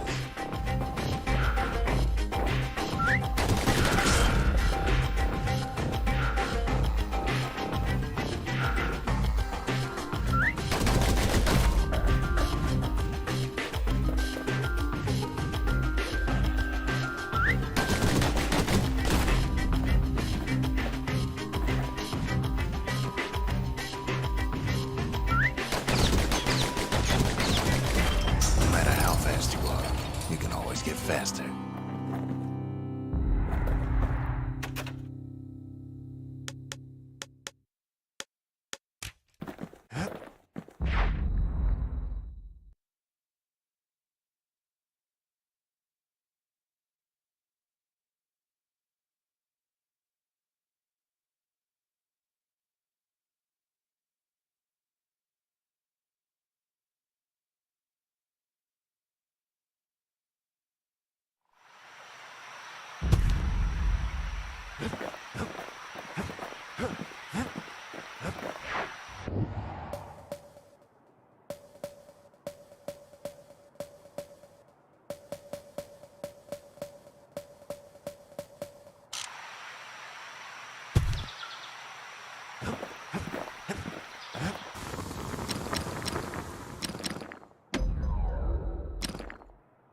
With a good length of Miska, that bow's like new again. Kid packs a special surprise in every one of those arrows.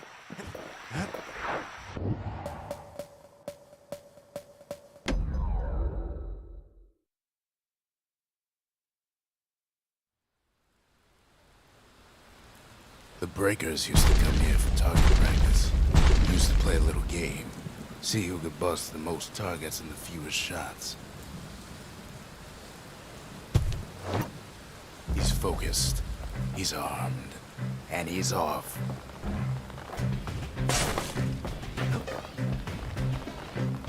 A perfect shot just happens in a flash.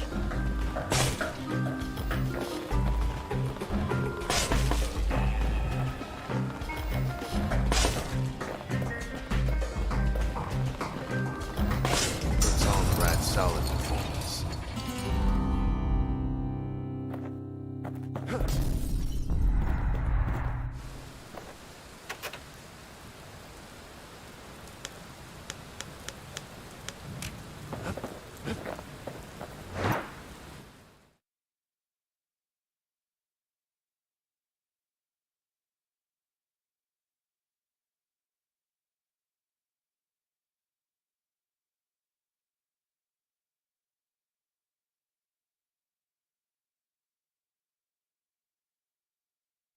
He returns with some of the materials we need.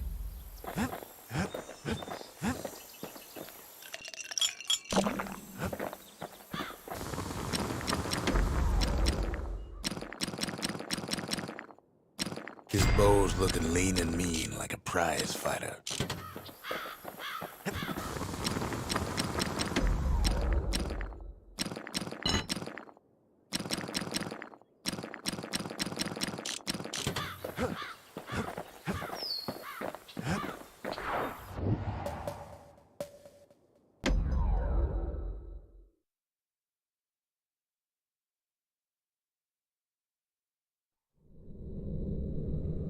Always time for juicy squirts, they used to say.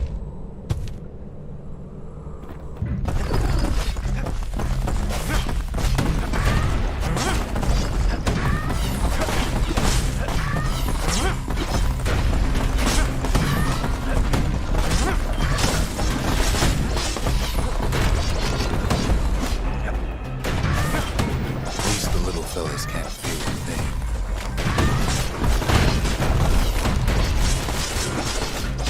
Some squirts try to please on instinct.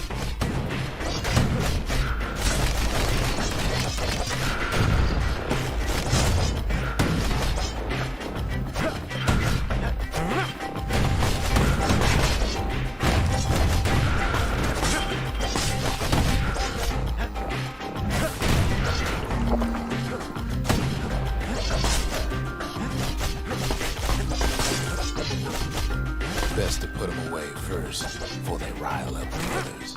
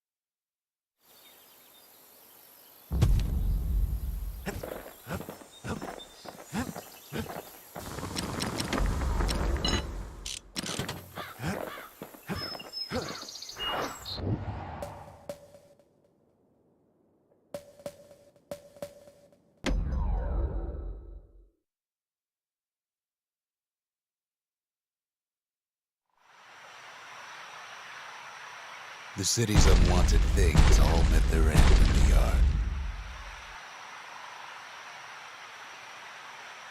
Folks who fouled up would do their time here, smashing things to bits. The quicker they worked, the sooner they could go.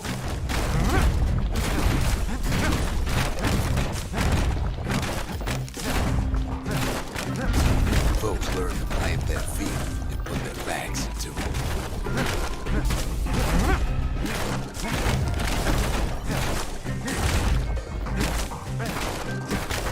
Others would plot a course to navigate that sea of junk.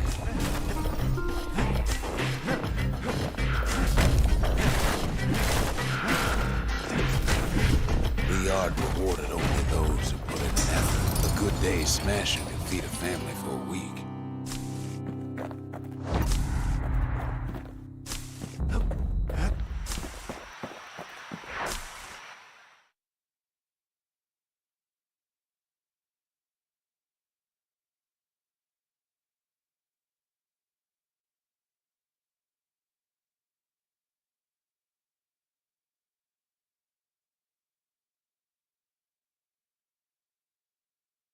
Ever want to just smash things for a while? You know where to go.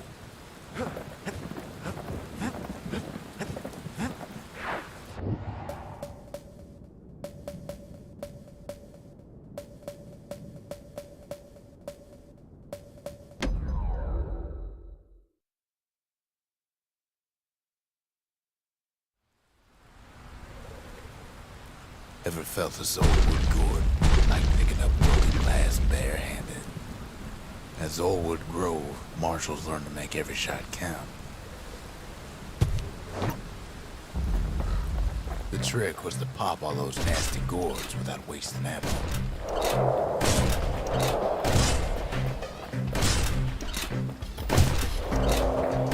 Had to catch a bunch of those gourds in a single shot.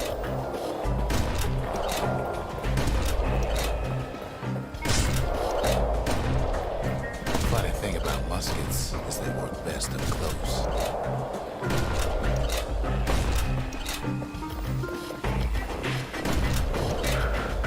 It took a keen eye, got an itchy trigger finger.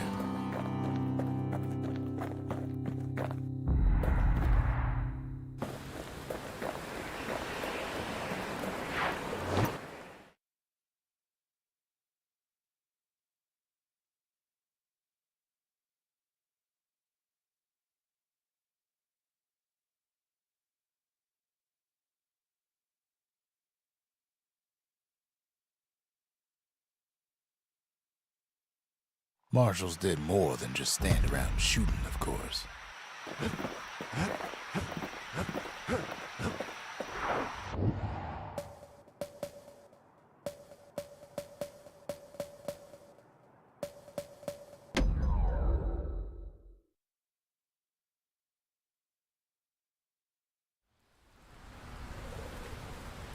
To prepare for the wilds, Calamity has brushed his practice at Camp Dante. Had to navigate a maze of pincushions with nothing but a pike. It's a dangerous test for a dangerous job.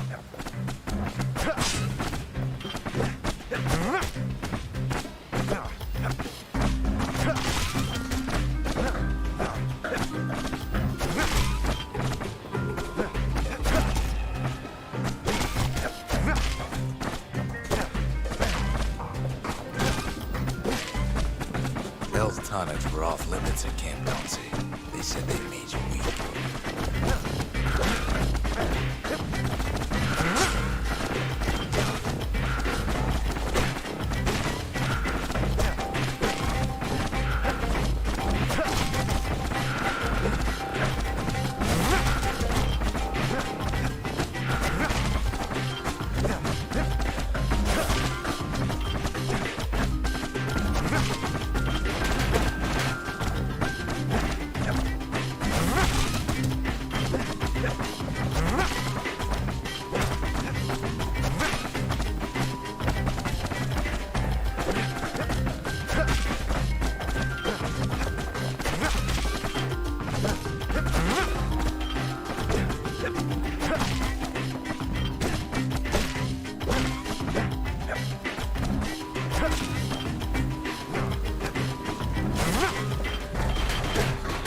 Sometimes the course was brutal. The rules said he couldn't use any fancy footwork, just your brains and your pike.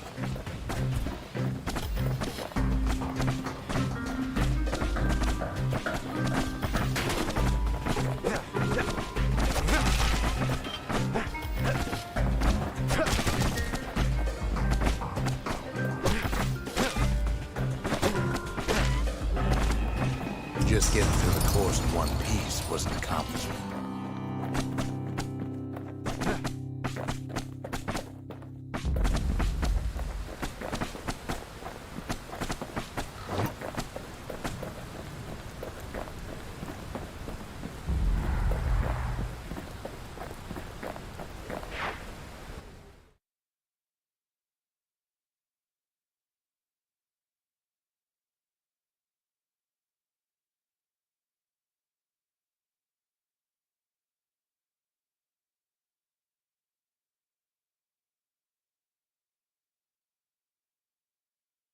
You can see why the brushers prize those pikes of theirs.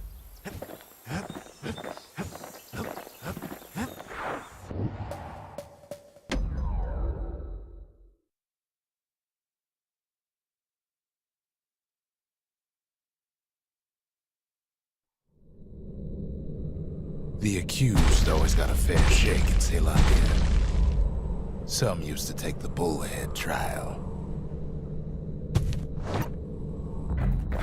Survive the trial without taking a scratch, you'd walk away a free man.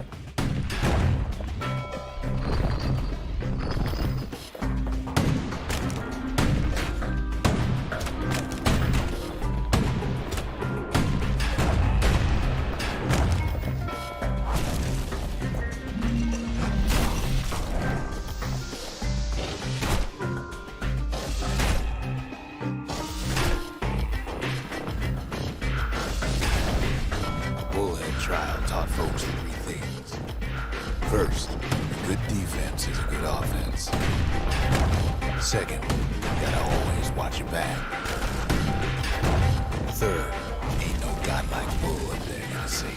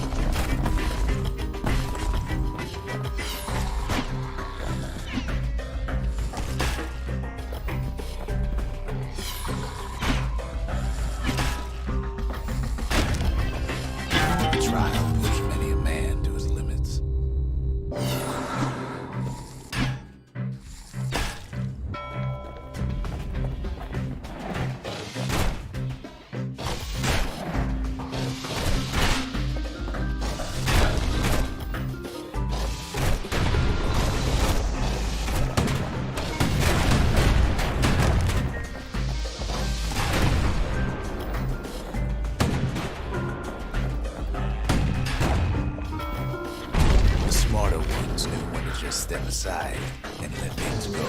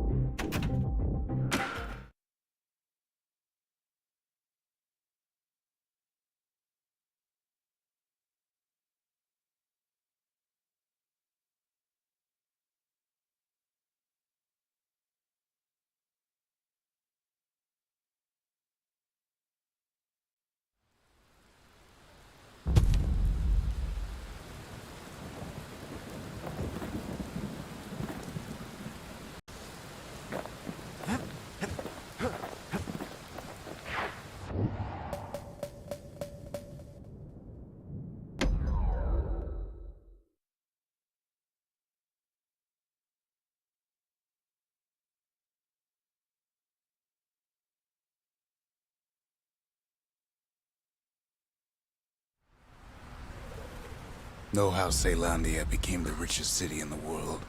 2 words. Point Lemaine. If the wilds could ever be tamed, it's gonna happen right here.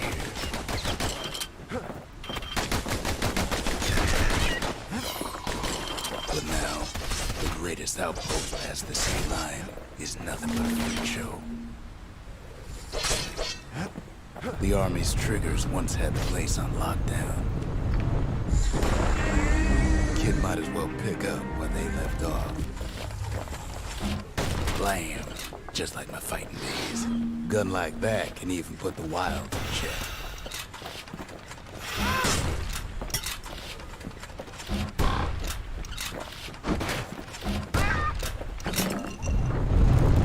Point Lemaine seen better days for sure. But it ain't done.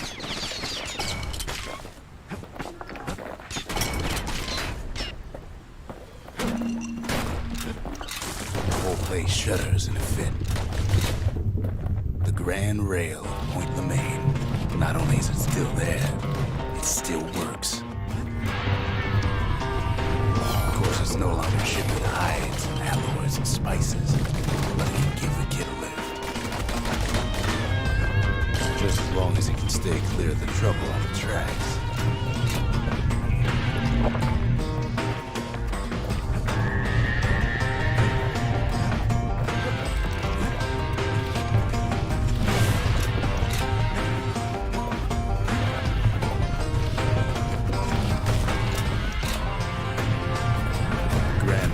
All grown over with things that Calamity chewed up and spat out. Things eager to take back their turf.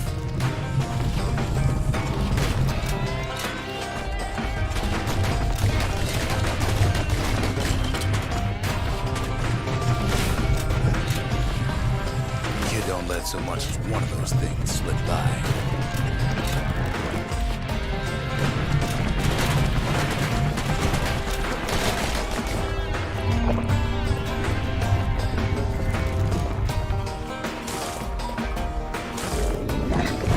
Settled in like they own the place.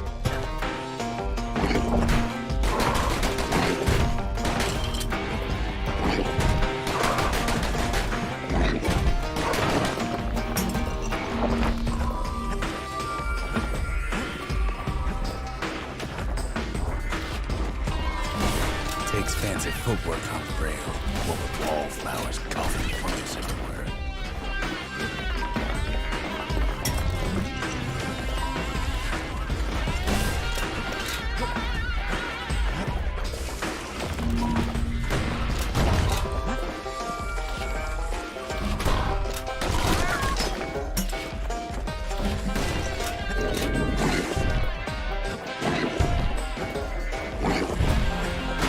Of course, the grand rails see much more fight in bygone times.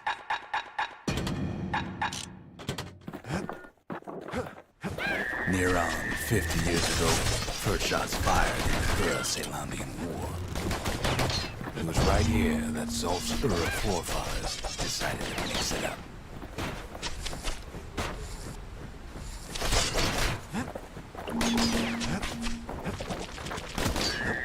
Okay, so maybe we didn't get their sign-off on the whole grand rail thing.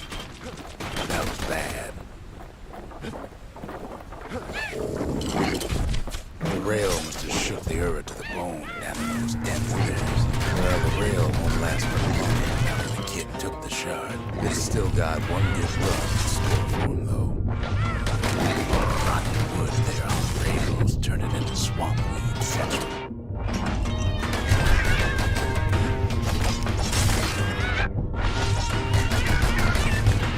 Ever tried dancing side to side while holding your breath? Choking on swamp weed. While peckers try to look in the eye.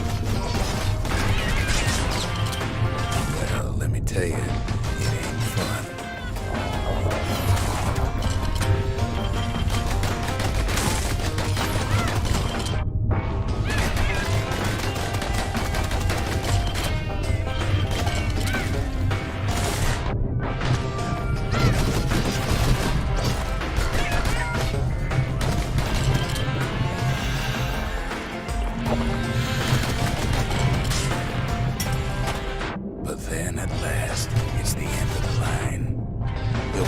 Swamp weed out of those boots for days.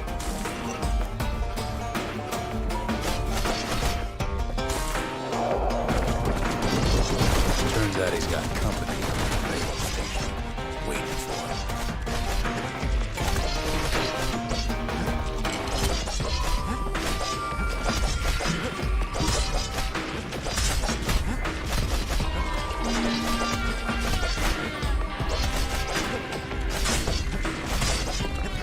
Just another wallflower, pincushion, mind you. At first, he thinks it's Zolf.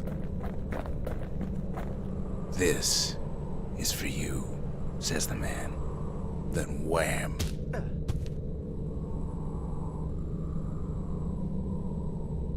When the kid comes to, the man's long gone, but something else is there.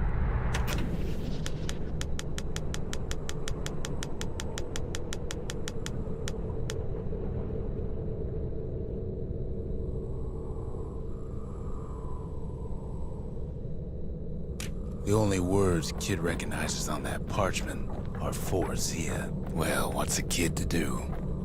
He took the shard, he took the hit, and he took that note.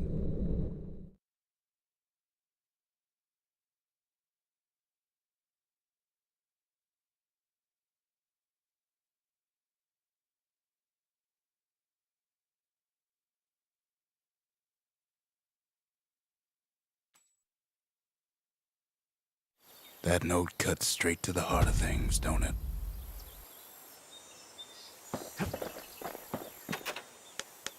The note says it plain. Zia, go east to learn the truth about the Calamity and our people. I'll be waiting. Sincerely, Zulf.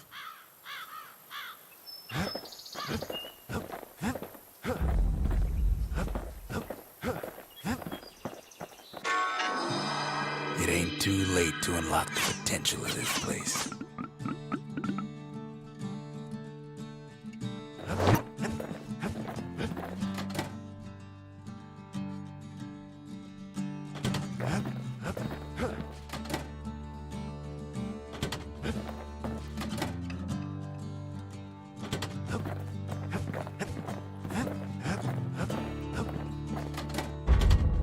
We need an awful big lost and found under the circumstances.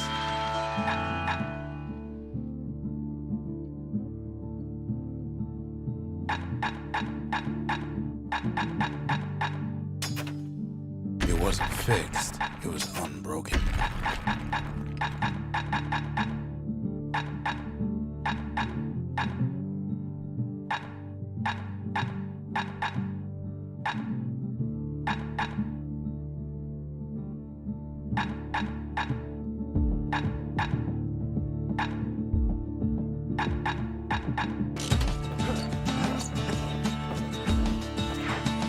Kid takes another drag, goes out like a light.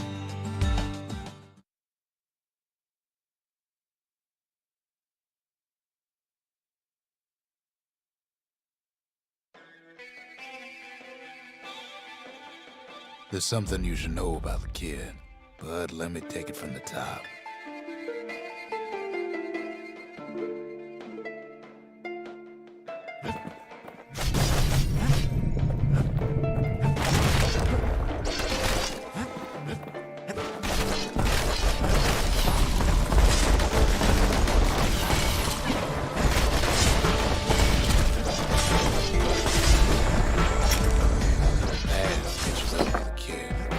Hardly had a moment's rest since all this started.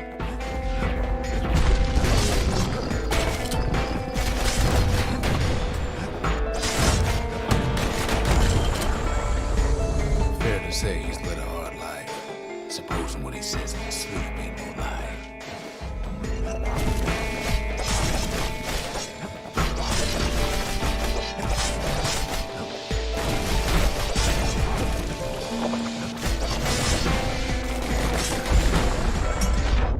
He never knew his old man, but he had his mama to take care of. Frail thing with pure white hair like his.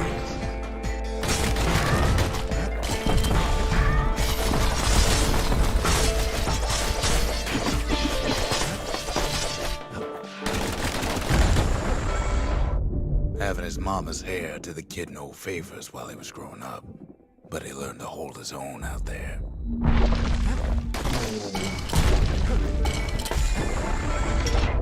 School ain't working out, so the kid signs up for a turn on the rippling walls. Make his mama some money.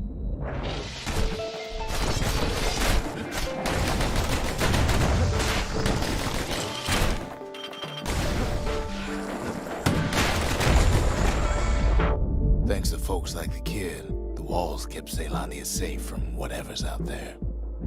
The elements, the Ura, you name it.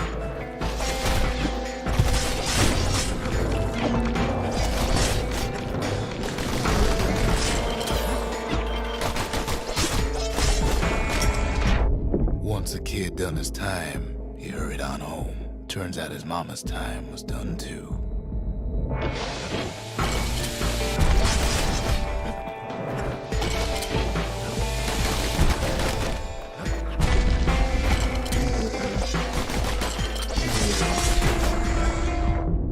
city had nothing for him. The money he'd been sending home was nowhere to be found either.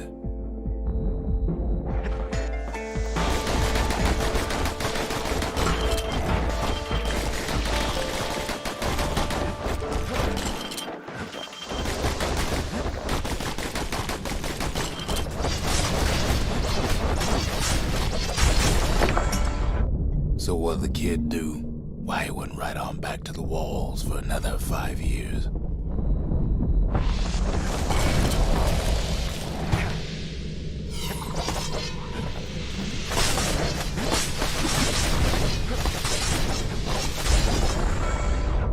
In the history of Caelandia, nobody's ever volunteered for a second shift on the walls.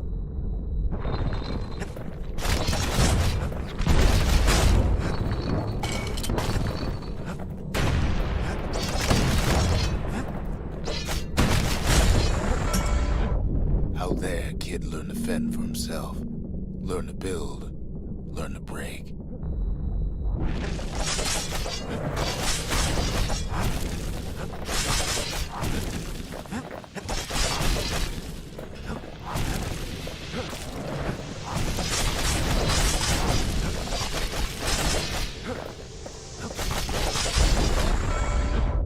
In time, the kid earned good standing with the marshals. They trusted him to scout out farther than anybody.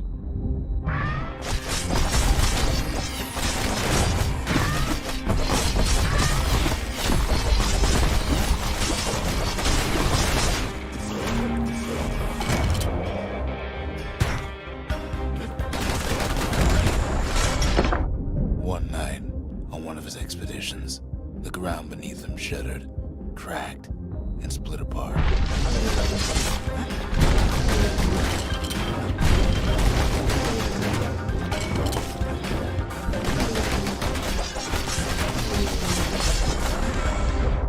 He saw nothing where the world used to be.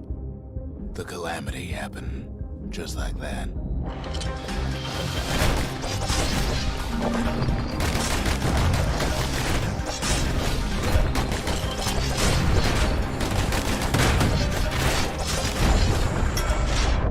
All the kid had to work with was his hammer and the clothes on his back.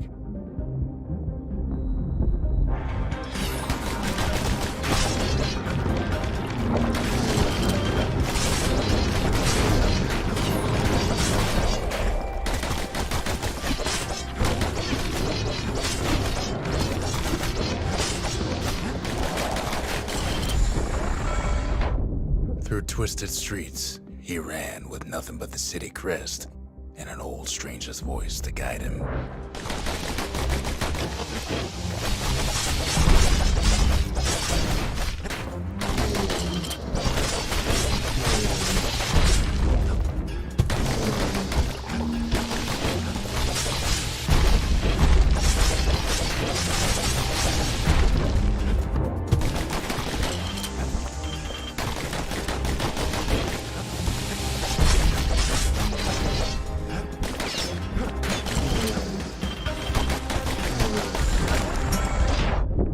Finally arrived at Caelandia's vaunted safe haven.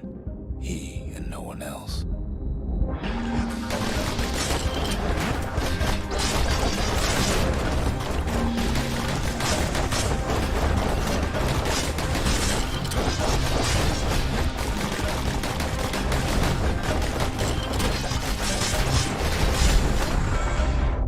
But then, all he got was more thankless work from a man who ain't even asked his name.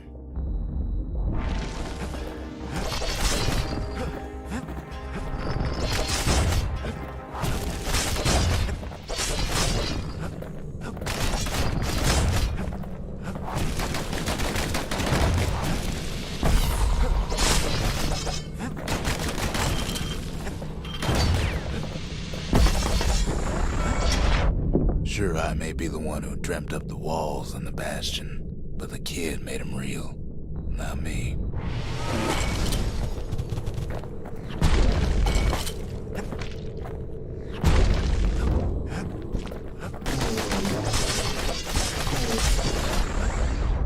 I'd like to say I'll never forget him, or what he's doing, what he's done, I surely would.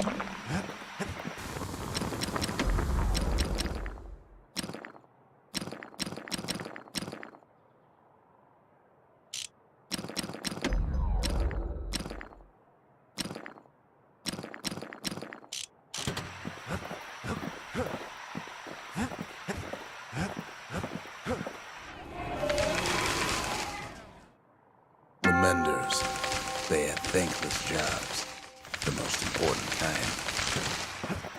I've asked a lot of the kid, but this is something he's done on his own. The shards are getting harder to find.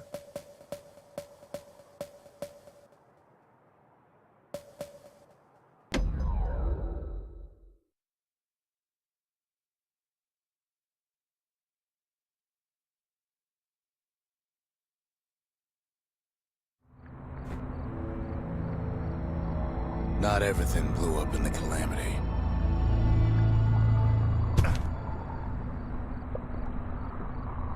Why, Colford Cauldron here blew up way ahead of its time. The cauldron boiled over some 300 years ago. They say it filled the skies with ash and the lakes with molten rock.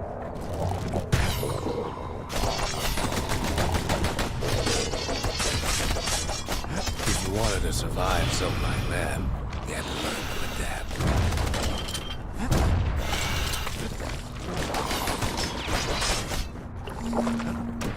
It takes a certain stubborn pride to keep on living in a place like this.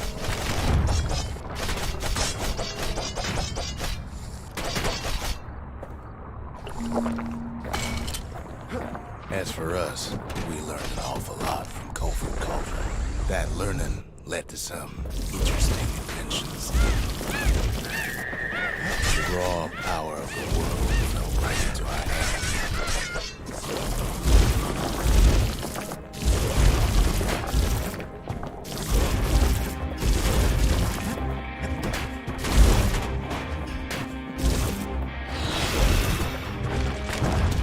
Can't fault our people for their natural curiosity.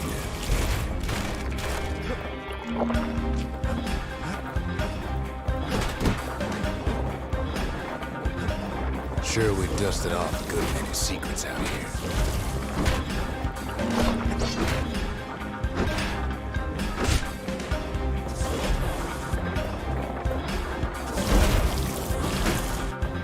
But we discovered other things we're better off not knowing.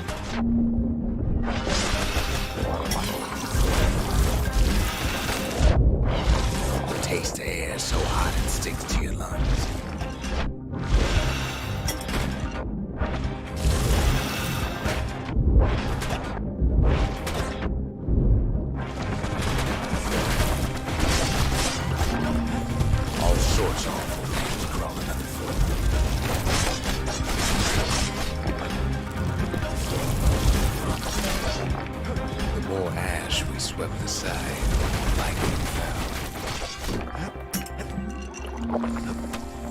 Never thought we'd find so much life in all that ash.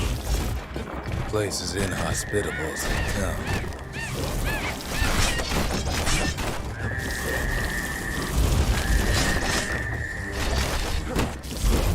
But still we pressed on.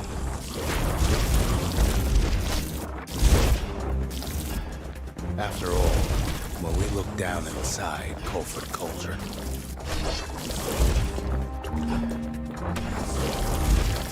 look down through all the smoke and flames.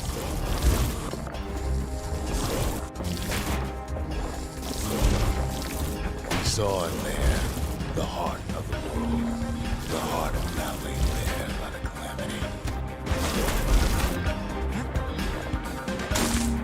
to have it.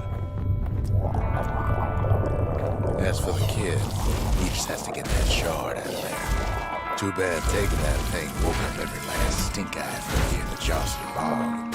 Kid's thinking he's got to trek all the way back around the cauldron. Luckily, the cauldron cooked up a little shortcut for him. Sure, it ain't the most convenient path.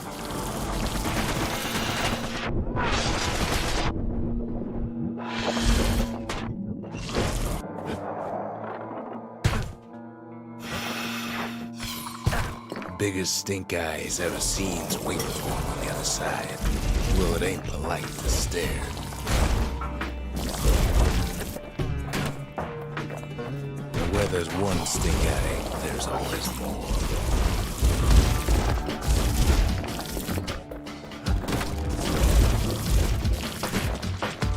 The cauldron's tenants all gather up to bid the kid a fond farewell. Shedding tears for him, though.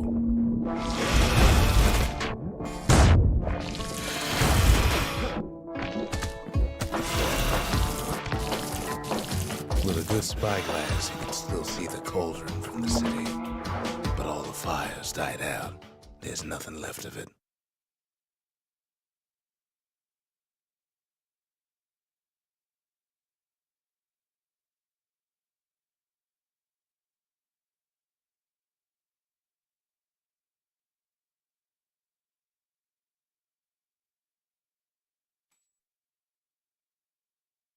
He comes back looking like the inside of a chimney. The shard works like a charm. You can hear the monument's heartbeat again.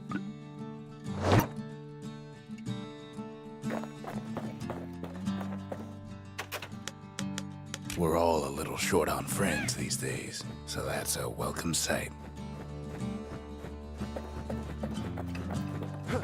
Kid arrives just in time to sample Zia's famous cooking.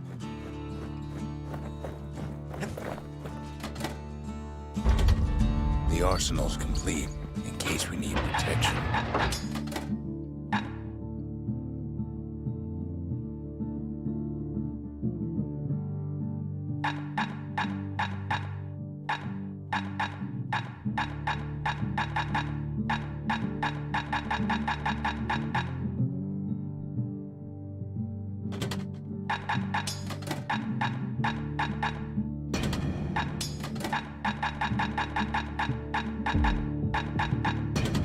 Want to stay alive in the wilds, pack a pair of pistols and a good blade.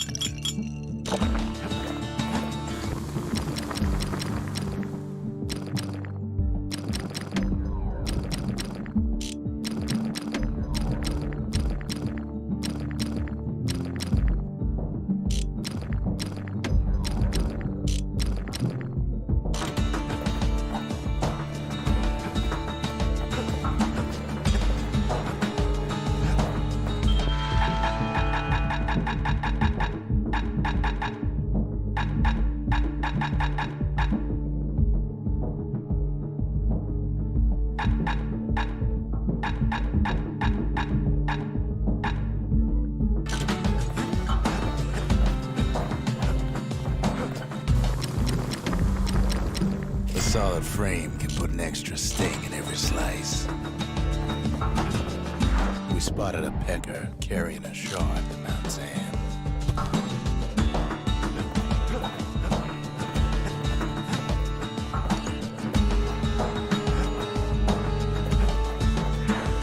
He wolfs down too much too fast, and it all goes to his head.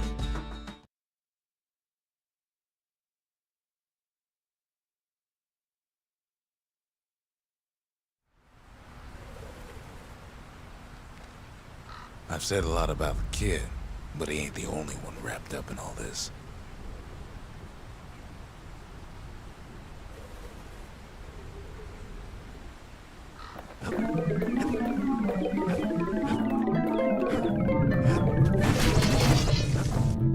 What's he thinking? Let me see if I got this straight. I only heard him once.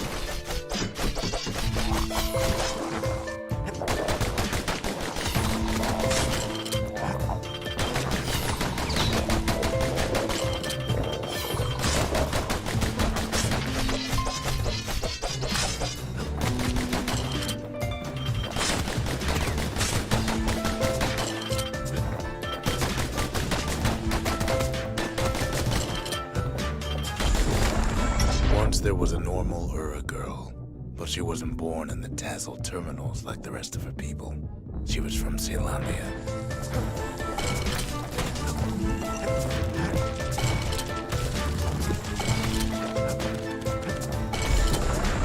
Her folks were orphaned in the war, taken in and raised inside the city, on condition they would never return to the terminals.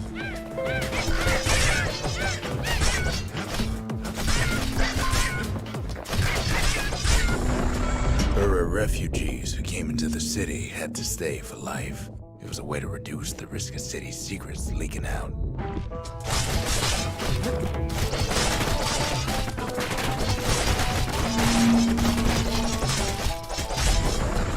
The mama passed away from birthing complications, leaving the girl trapped inside that city with no one but her father.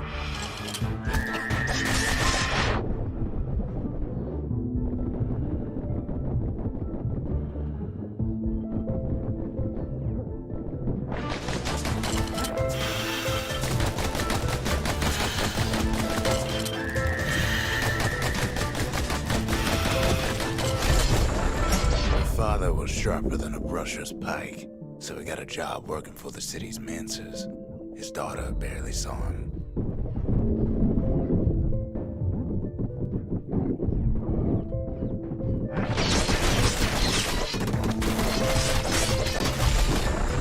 Her father told her nothing of her Ura heritage. He told her nothing of the mancers. It's for your own good, he said.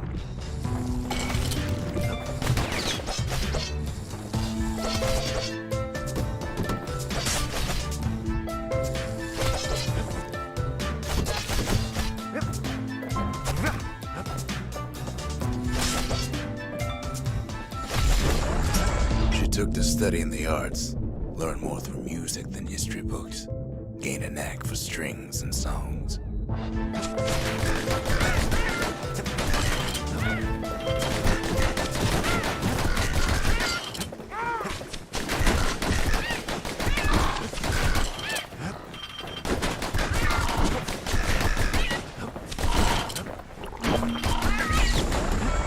First, she tried to be like other girls, but her classmates spread word that her father was an Ura trader, selling out the city.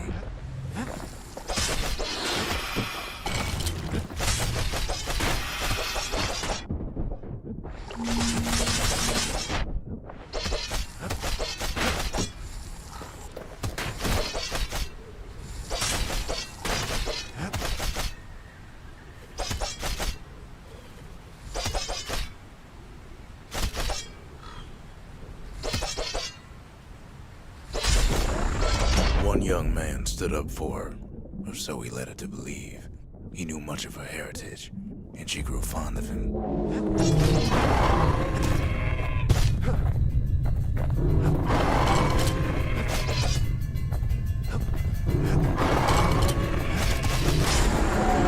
The young man convinced her to take him to her family den to meet her father. Spoke of how he wanted to meet a man from the terminals.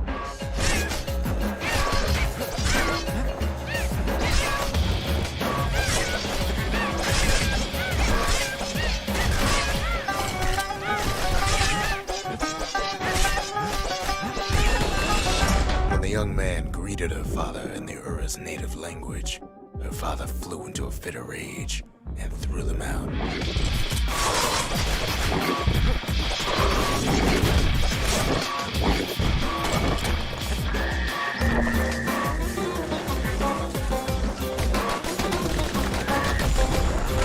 The young man never told her that the Ura's native language is not to be used by foreigners.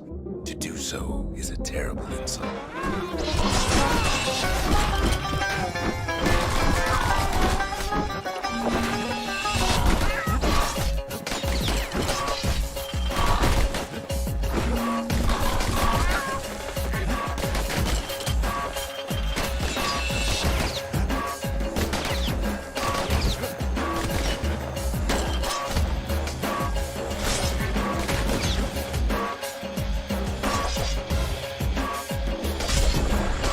It was then that she decided to escape. The two of them could flee the city together, and go to the Tassel terminals.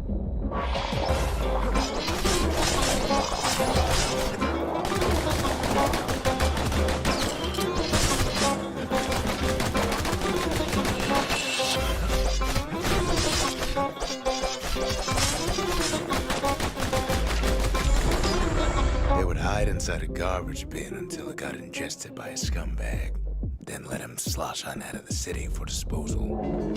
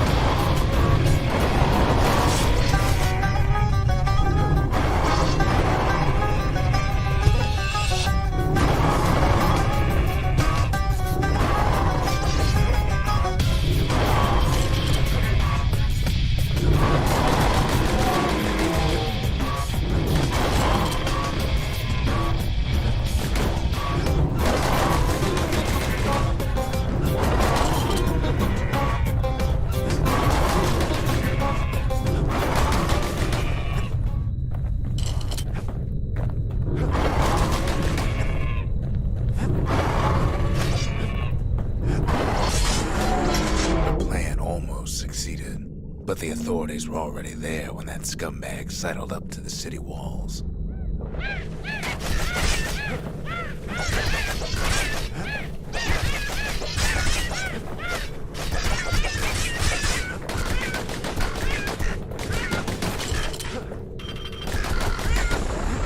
The young man had sent the authorities a tip. Told him her father was using her to sell secrets to the Tassel terminals.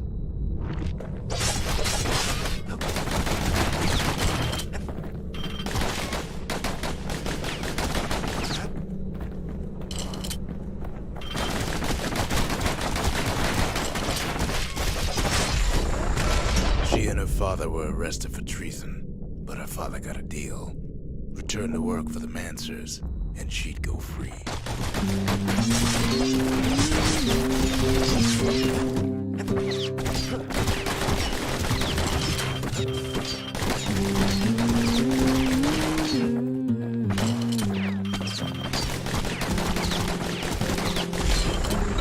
Before they parted ways for the last time, her father whispered a desperate plea. Hurry home to the den and lock yourself in.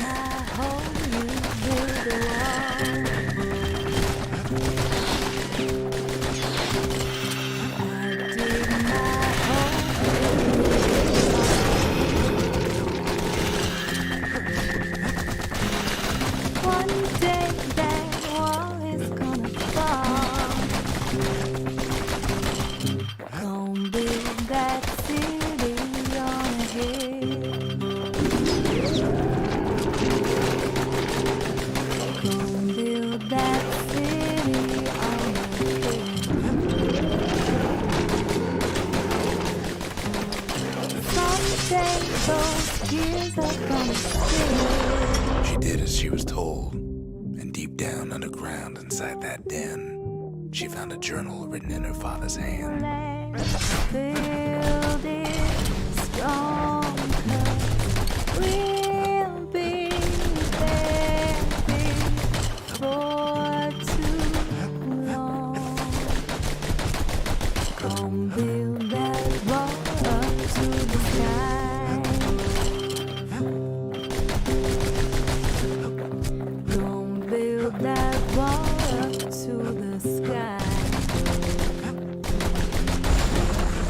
The next day, the door to the den turned to ash. The girl came up for air, and she saw the Calamity all around her.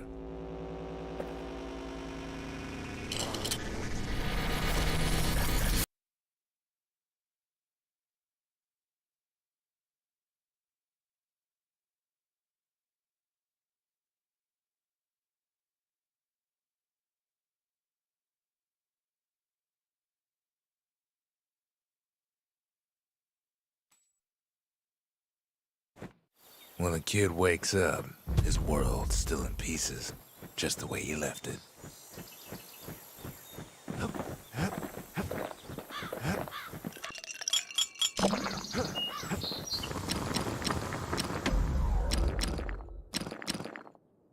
give those dueling pistols a little extra kick.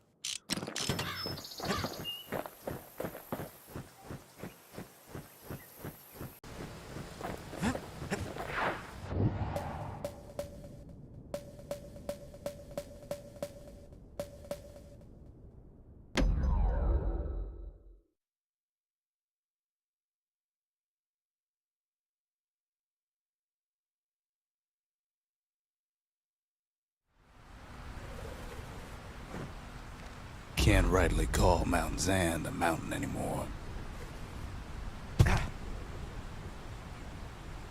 There's no more mountains now. There's no place left for the beasts of the wild to go.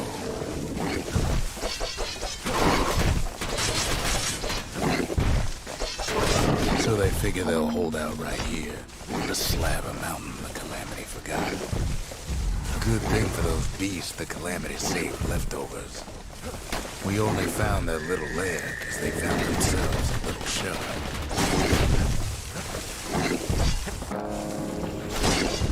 The creatures of the wild, they've been building a bastion of their own.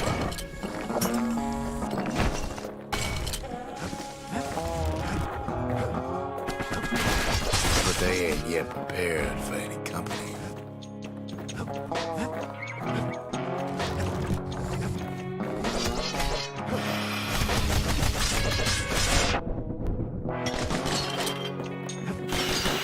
Best thing we can do for those beasts right now is put them down quick and clean.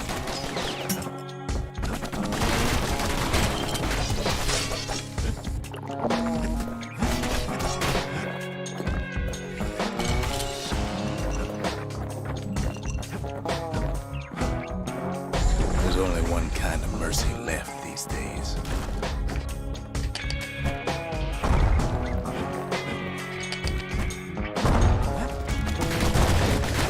This way, it's either them or us.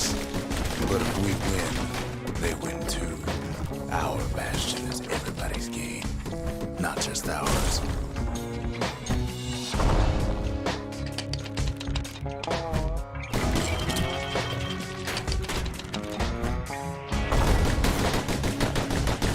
Unfortunately, there's no explaining that to a simple beast. Those beasts been hard at work fixing up the place.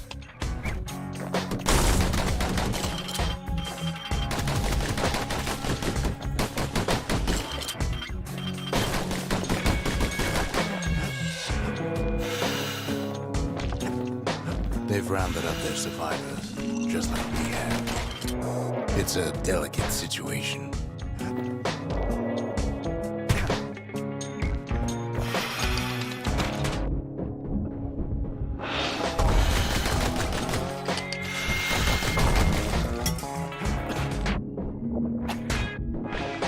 They've been searching for cores and shards, just like we have.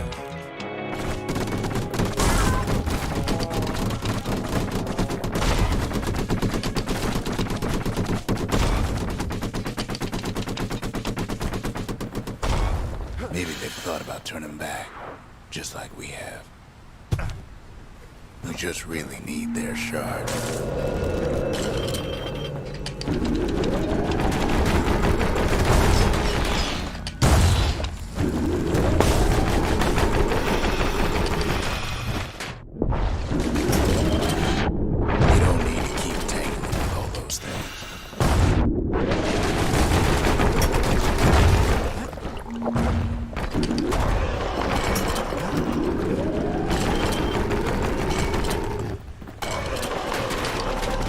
That's the way.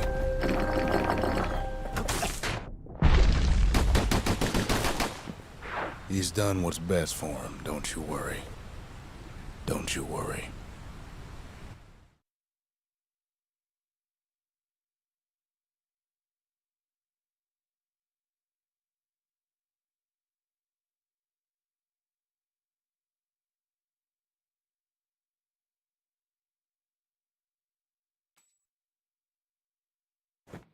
We'll all be better off once the Bastion is complete.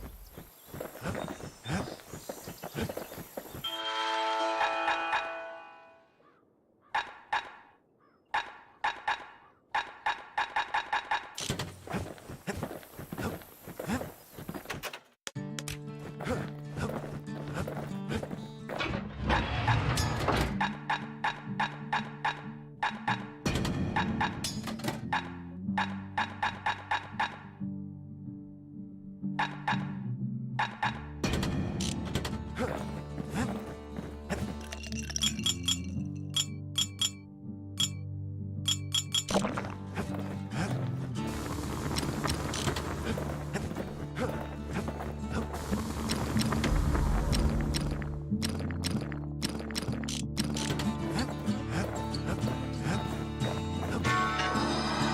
monument's getting better.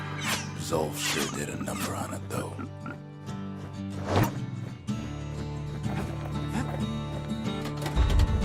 The memorial may be finished, but our part is far from over.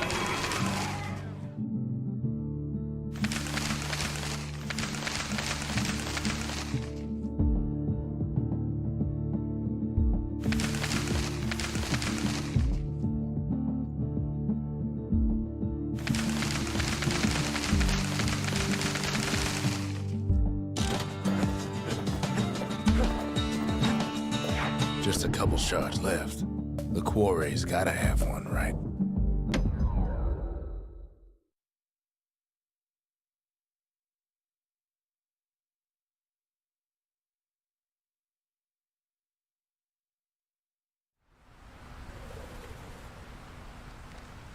Imagine everything you'd need to build a city like Calamity. It takes hard work and planning, and it also takes a burstone quarry. The Ura tunnel beneath the quarry must have softened the blow from the Calamity. The quarry ain't exactly up to safety standards anymore. Same goes for its natives, rattletails. Why would the Ura put up with those pests?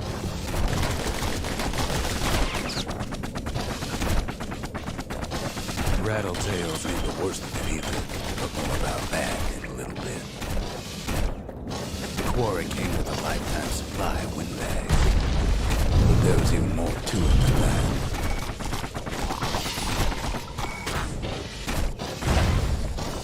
Not only are these rocks a source of life, now that the oldest ones remember things.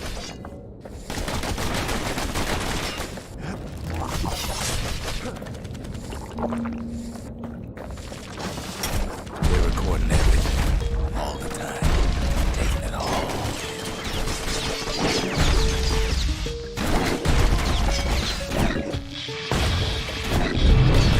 No wonder all those beasts were drawn to the quarry. The rocks kept calling them.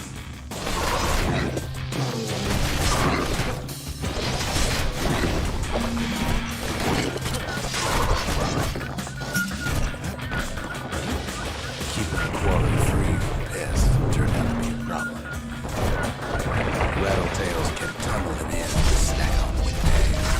Without those windbags, the quarry might not have its special qualities. Even stink eyes started taking root in the air.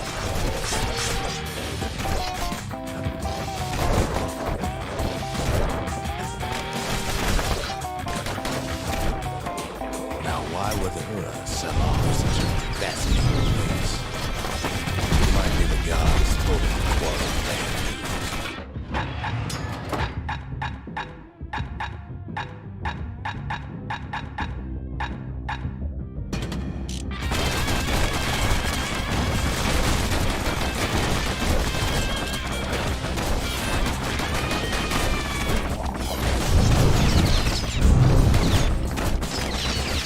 On top of that, you know the Ura hated anything from the ground.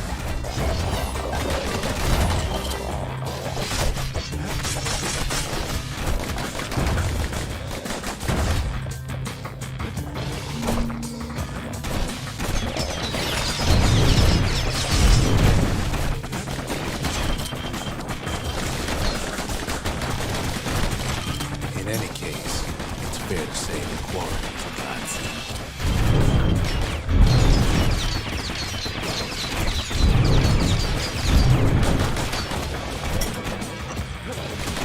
Those rocks, all polished to a mirror sheet, the largest ones, you know as cores. A single core can keep the lights on in an entire city district.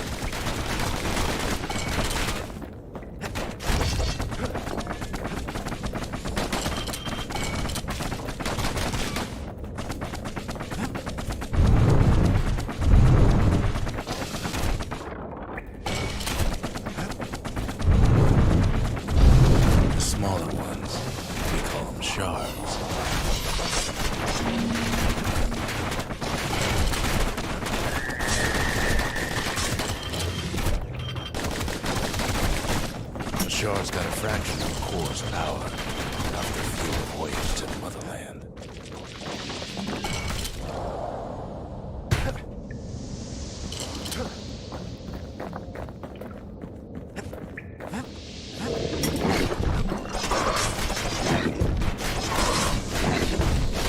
Well, now the quarry's all dried up.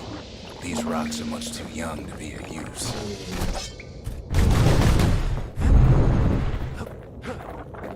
Remember how I said rattletails ain't the worst thing in the quarry? That honor goes to a beast we took to call him Sir Lunky. Massive things stomped many of our boys. We just couldn't get rid of him. The only thing harder than the rocks in our stone quarry is Sir Lunky's head.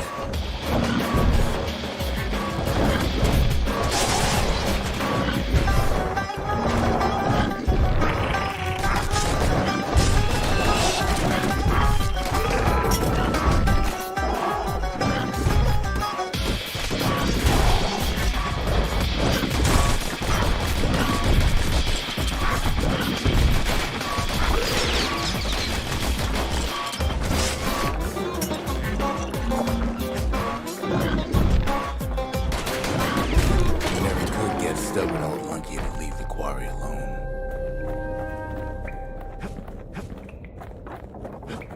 Then the kid hears a voice calling from down the hall. It's him. Are you all right? It says.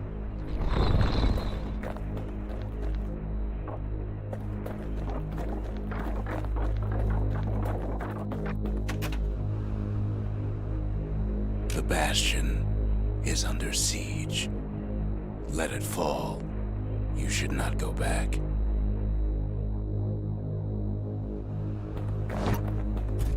Kid hears him, but he ain't about to be deterred. If that's the way it is, he says, then I won't stop you. Because my countrymen will.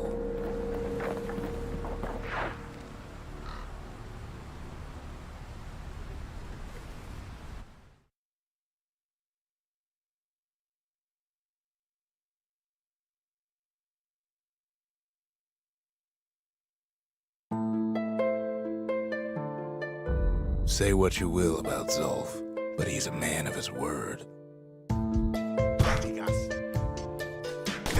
His countrymen don't much care for pleasantries, though. Too bad for that.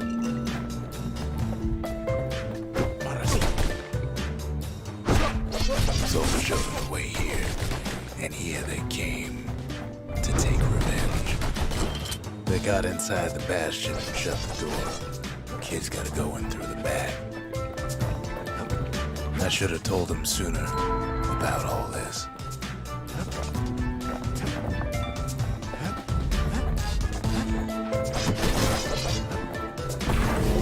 Unfortunately, they broke in and they started digging their hole. Something wrong was right out of those holes. It's a heap away in this place. We tried to stop them, but we needed help. No way out of this. Not without a fight.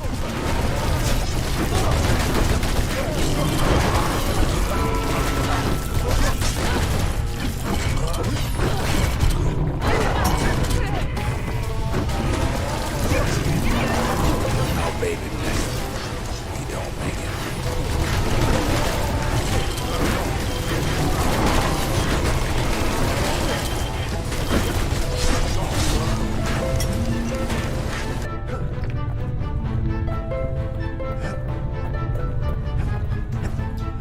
Somehow, some way, he sends those Ura packing. Problem is, it didn't matter. Zulf's plan worked.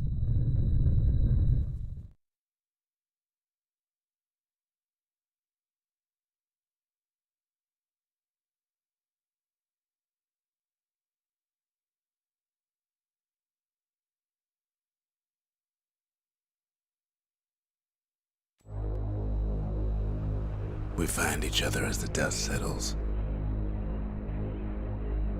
Then I tell him why the Ura came. to get us back for the Calamity. It was Caelandia's master plan to wipe the Ura out.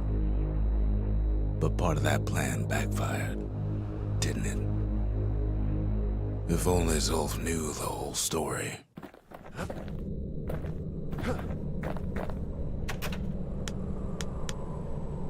What were we to think? They must have got her, taken her back to her rightful home. They said Queen Anne was just a folktale. Now there's living proof she ain't. Zulf's messenger was one of his people. Wondered just how many of them survived, and what exactly Zulf told them. They said the Wild could never be tamed, if only they could see us now. The shards can put this disease in remission, but there's only one cure. We need to finish what we started. The culture, a still life of old unwanted keepsakes. The mercy, the windbags ain't the only beast that drew a bad lot. The slingers, the wilds for the calling. The conscience, we haven't lost everything, as long as we have that.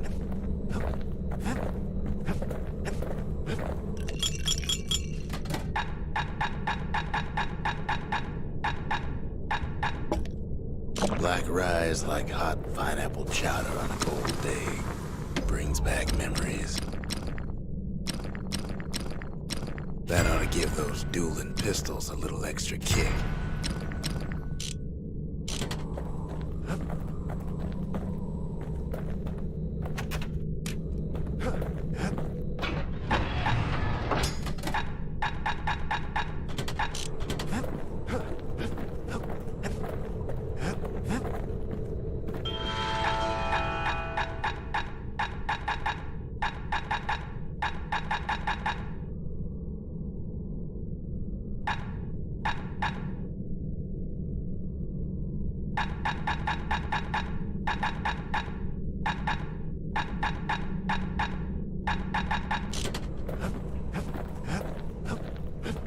Bastion ain't gonna build itself.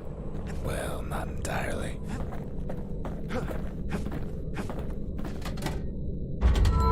Seems the gods recommended this place to all their friends. Now all we need is one last shard. Ain't always much to say.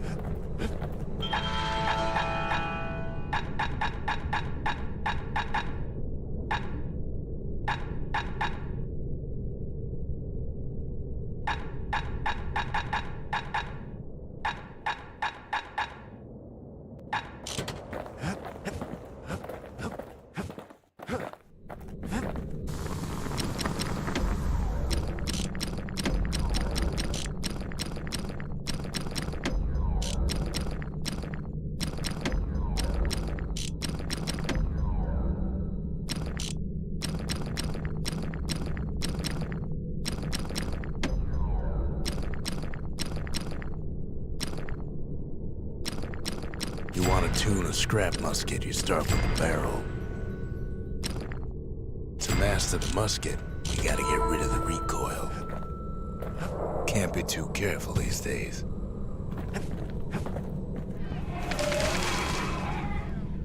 The city, its riches, nothing but fragments now.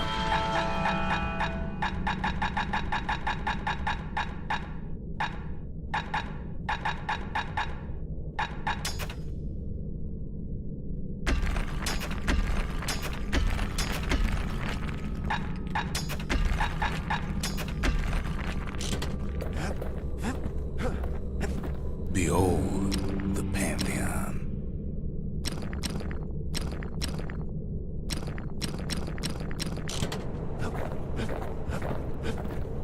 The Ura swooped down from the east.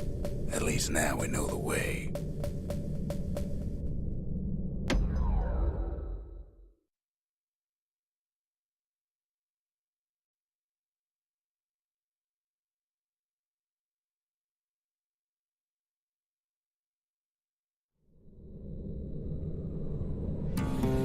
One last shard.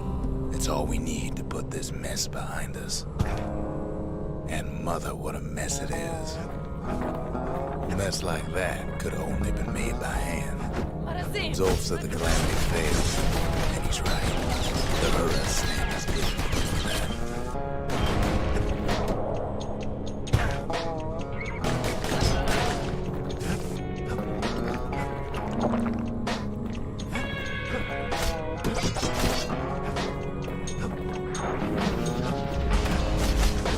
At the heart of the Calamity was a simple idea. We never wanted to go to war again. Wanted to rule it out. Put a lot of folks against that problem. Scientists, soldiers, spies, even me. Travel near as far as the game's going right now.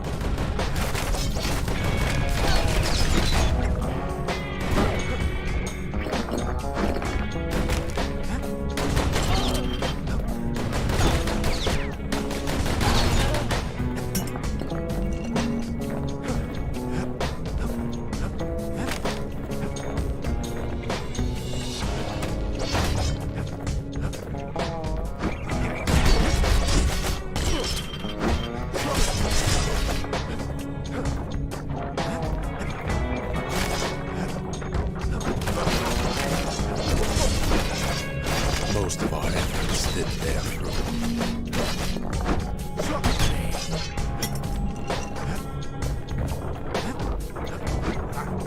Then there was a breakthrough, but it didn't come from one of our people.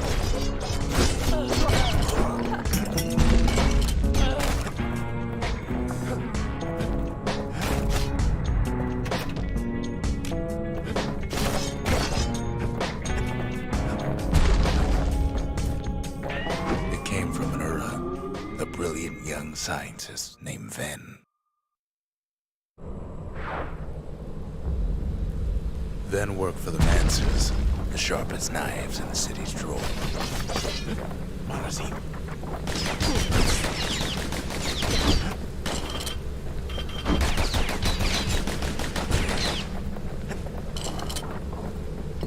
With his help, the Mancers devised a way to seal the Ura tunnels shut in a flash.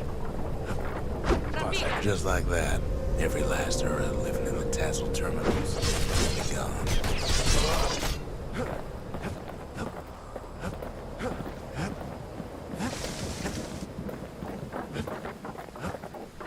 This discovery was never to be used, they said, except as a last resort.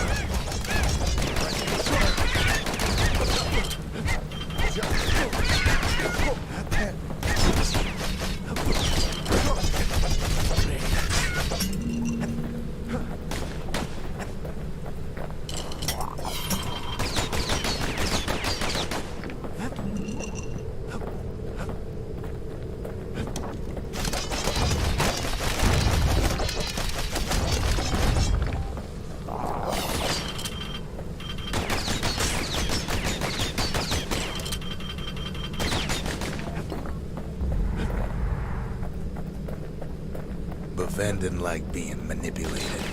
He had plans of his own.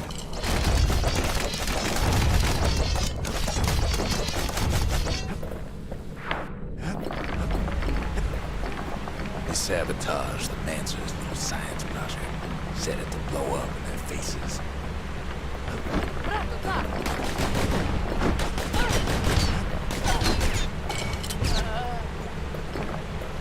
Imagine how Ven must have felt when they finally made him pull that trigger.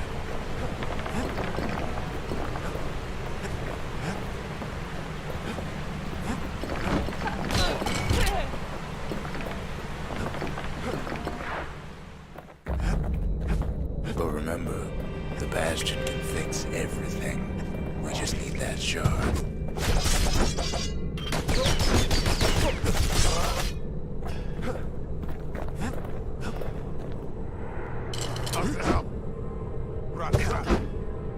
Too bad the Ura ain't exactly been willing to collaborate on that front.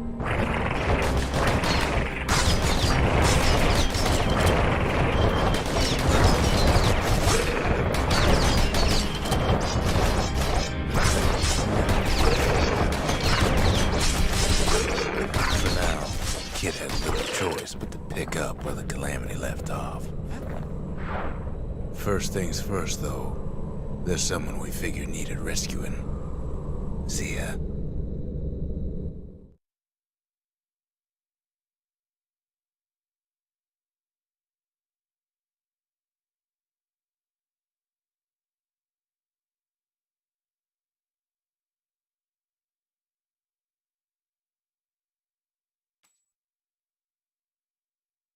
The Ura fell back, no doubt planning the next move, but we knew ours already.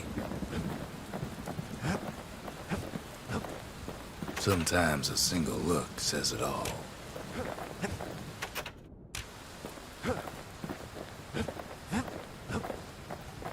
There's something we had to do before going after that last shard.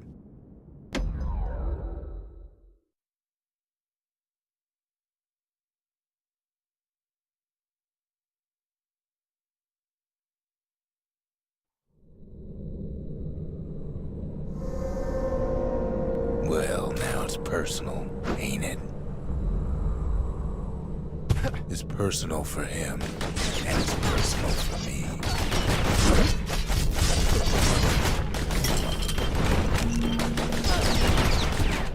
They never saw him coming. He gets his hands on the care package I sent him.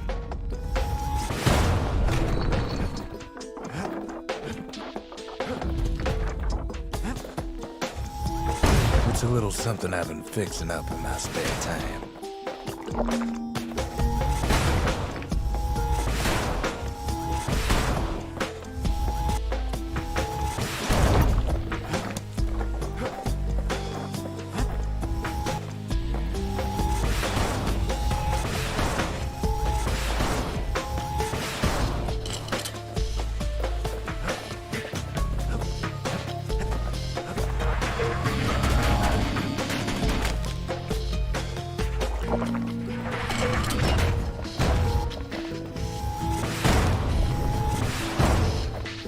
Found a way to keep the Calamity from spreading through Sultan's Hollow.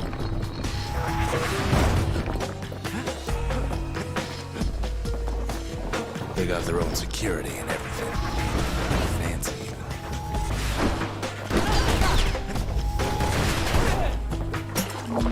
They've got these conductors that are what's keeping the place together. Break enough of those things and the Calamity rocks slip back into the ground.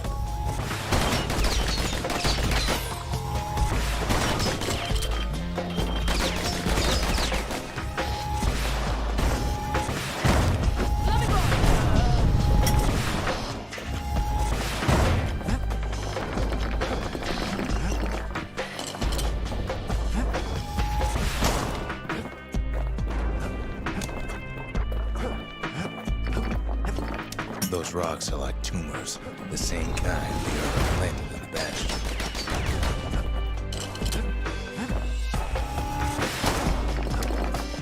Well, the Ura must be in a panic right about now.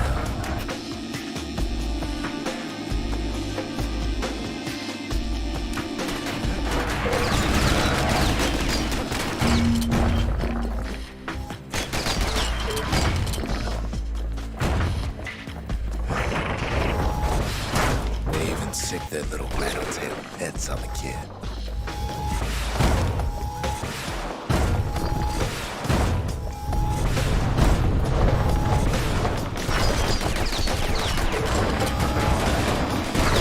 Those rodents are just a bump in the road.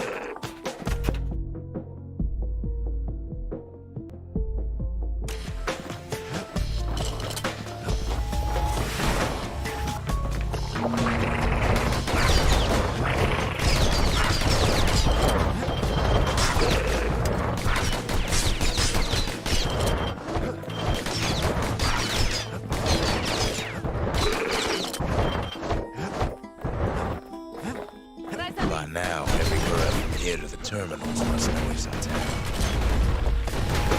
Kid returns their greeting tenfold. Most of the Ura's conductors are squared away in the middle of the hollow.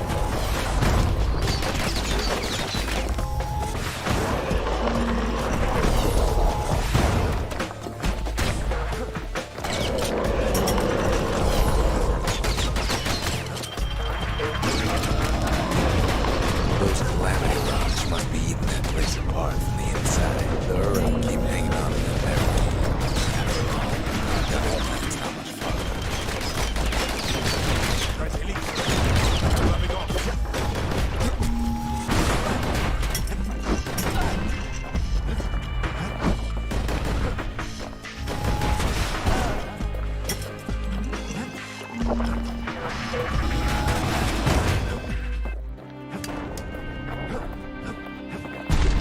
Maybe they know they've lost this. Lost to a kid.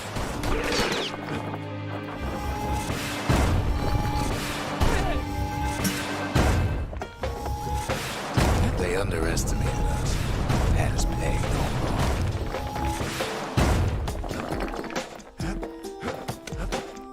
Yes, our people caused the calamity. But here we are trying to fix it.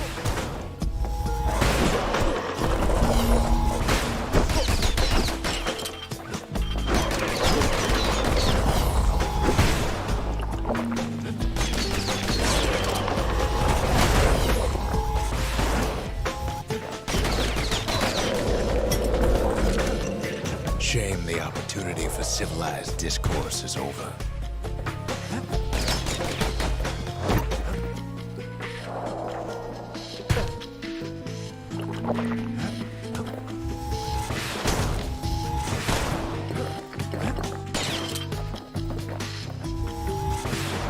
Suppose old Zolf should have got to know us better.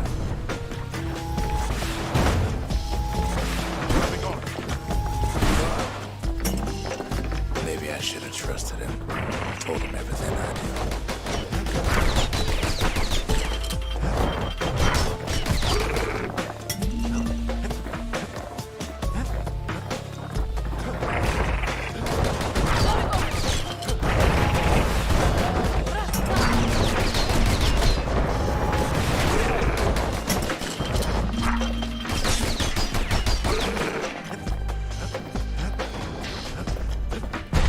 As the hour grows desperate, the Ura bring out their big guns.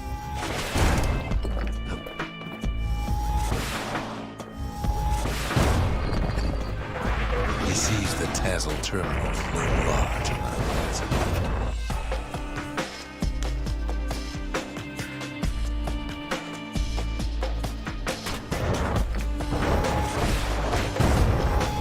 There's nothing standing in his way no more. Way out there on the edge of the world, that's where he finally finds you. But it ain't like Prosper Bluff this time. Ain't nothing for this gal to sing about now. Zia, you weren't kidnapped. No, ma'am. You just had to see what happened to the Ura. To your own people.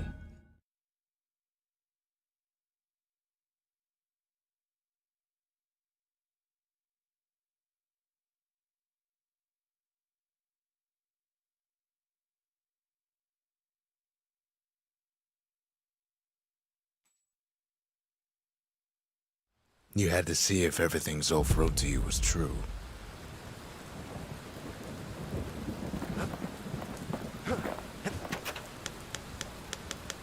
They lost everything, didn't they? But they just keep on fighting like that's gonna bring it all back.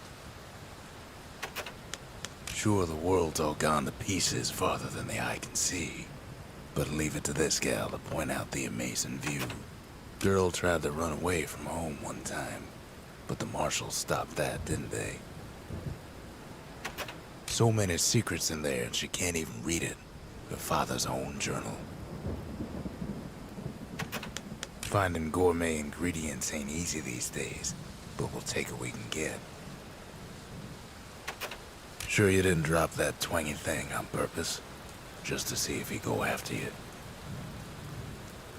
He ain't all that shy. I don't need to see what happened to the Ura. I'm trying to undo it, remember?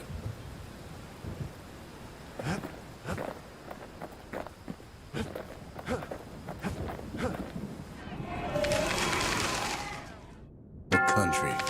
She's all to pieces now, but still looking good.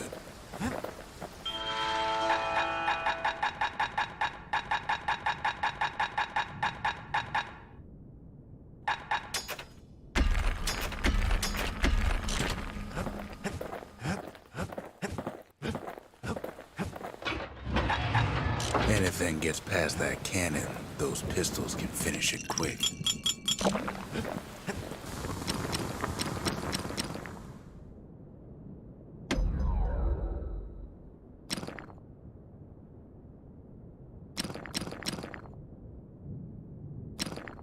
First step to learning the Calamity cannon is knowing about the machinery overrides.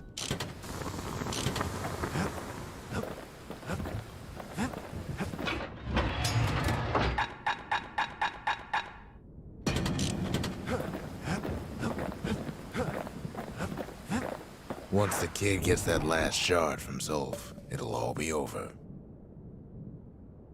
The Tazzle terminals, all that's left of the Ura civilization, and the last stop on his little journey.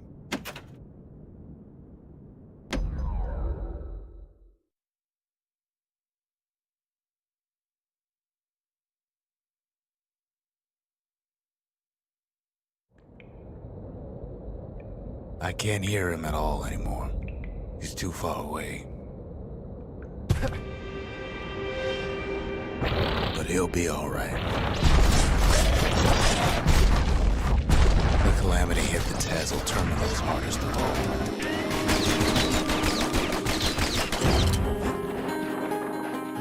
You know why Zolf went back there. All his old friends and family were there.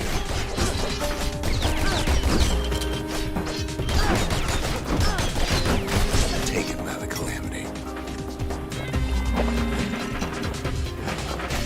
Zolf must be there all alone, just waiting.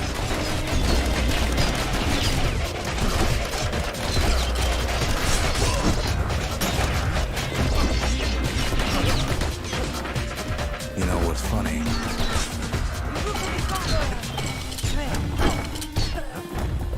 Well,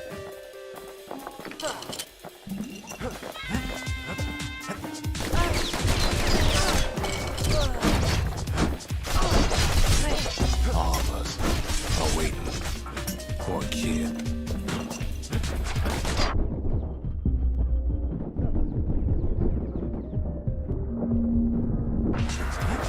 Look around. There's not much left to do here in the Bastion, I'm afraid. So why not tell each other stories and pass the time? But Zia, there's another reason I've been telling you all this. When the kid brings back that shard, the Bastion will be complete. This disease the Earth planted in will go away.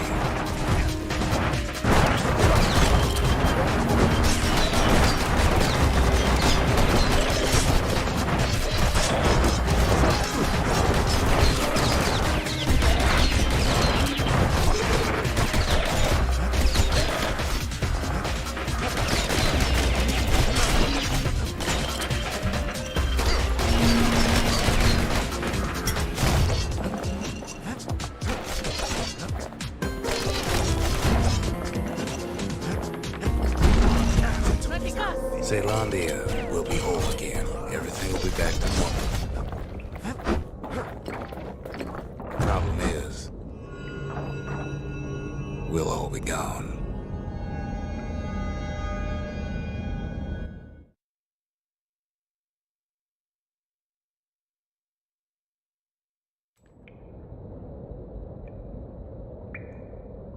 Oh, we're not gonna die. It's more like all of this will just stop.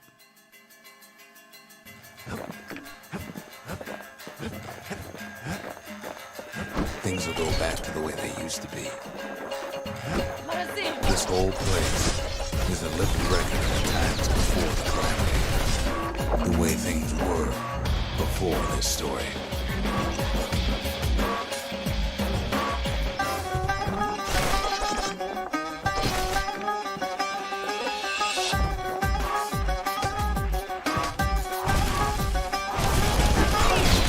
Self again. Think of all those times that didn't go your way.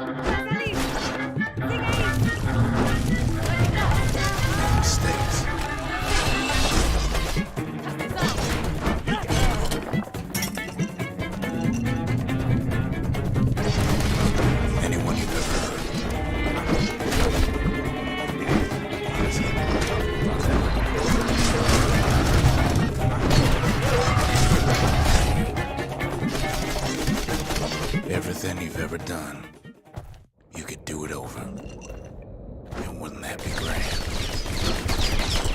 Wouldn't you agree? Well, I guess there's nothing more to say. Ratigas, Dingays.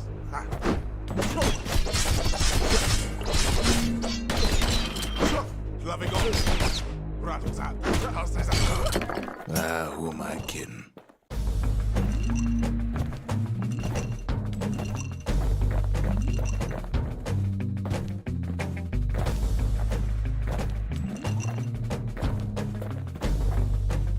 Look.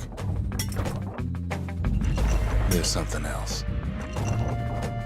A confession.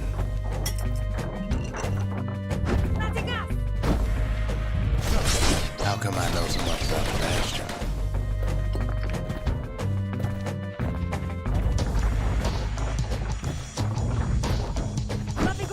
Well, I designed the place, but that's beside the point. There's one problem with a place that sets things back to a bygone time. You can't test it.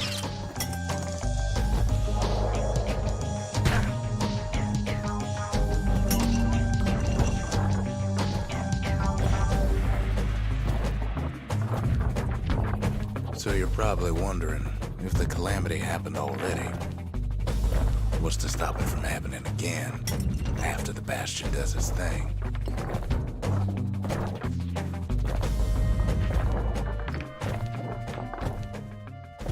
The answer is... I don't know.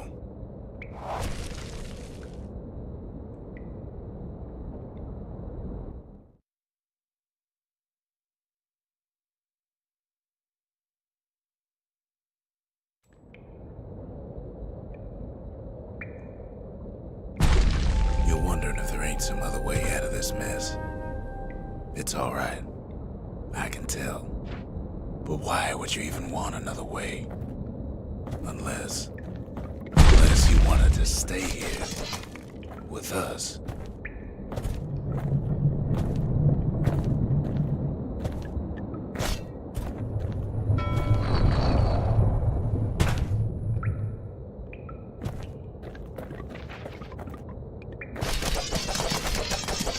Well, that's sweet and all, but I don't know if I can stick around.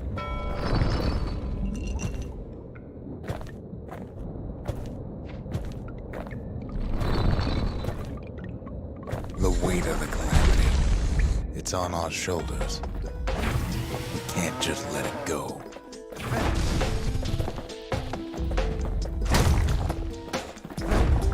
Bastion does have another function, strictly speaking.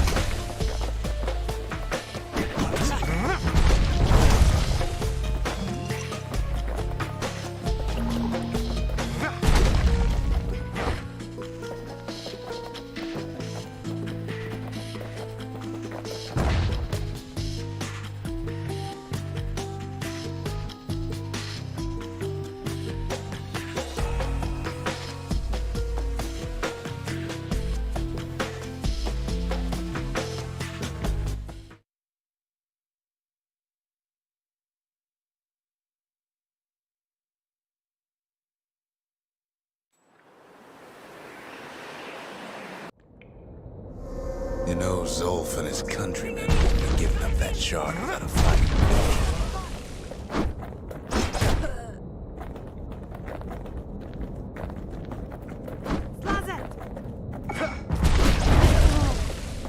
Zolf and the Ura, all they want now is to see the Bastion fall. Zolf dedicated his life to lasting peace between the Ura and Zealandia.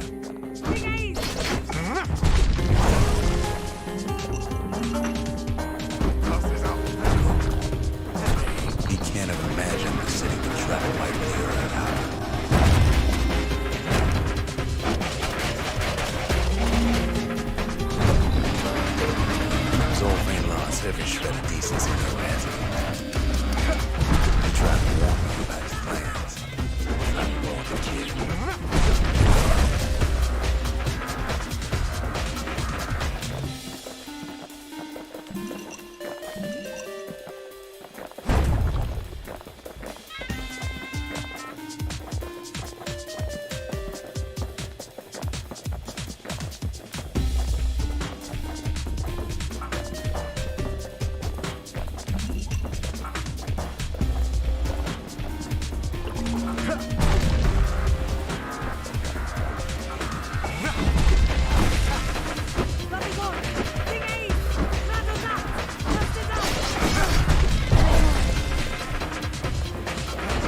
For Zolf, this ain't a personal matter.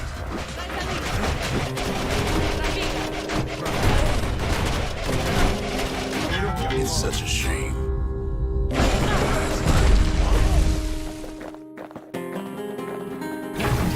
ain't a simple matter of pride either.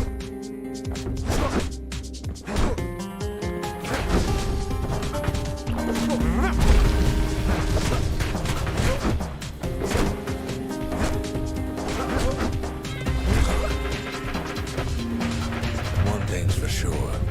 The Ura can't be happy that the kid followed Zolf all the way home.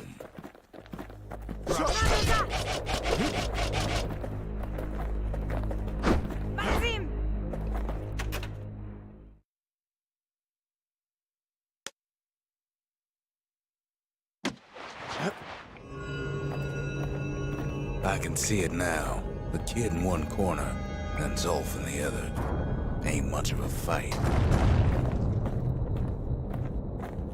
Don't you worry, though. Once the Bastion's restored, it'll all be all right. You ain't still thinking about that whole leaving the city thing, are you?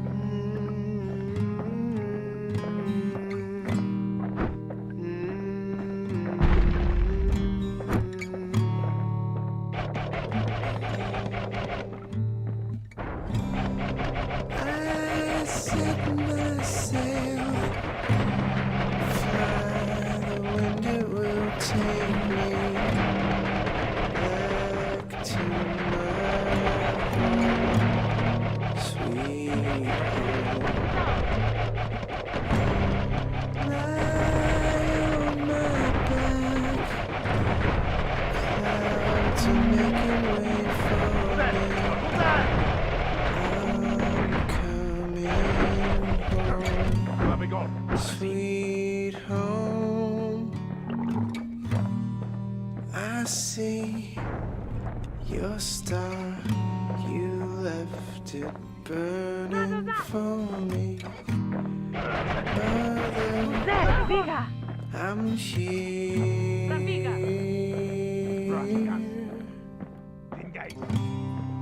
Eyes open wide. Kid's probably dealt with Zolf by now. He reminds me of myself when I was his age. I ever tell you about those days?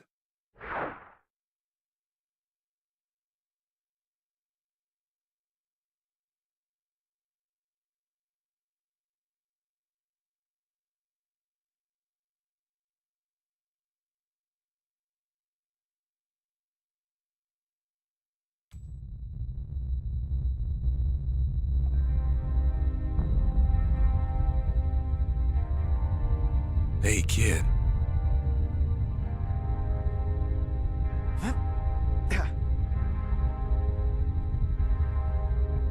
Get up, kid.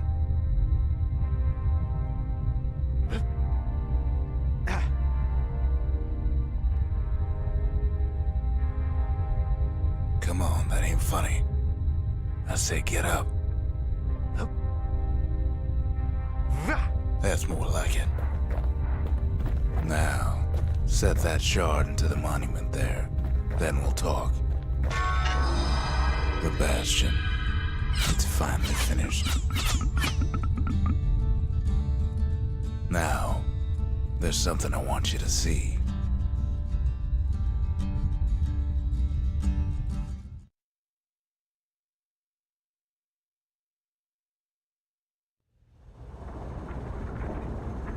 Welcome to the heart of the Bastion. I ain't one for long goodbyes, so here's the deal. Zia and I figure you done the heavy lifting, so you get to do the honors. We can tell you how to work this thing if you got any questions.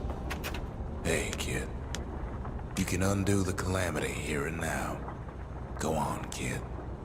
And before I forget, thank you. Always wondered what the motherland was like. Not that it matters anymore.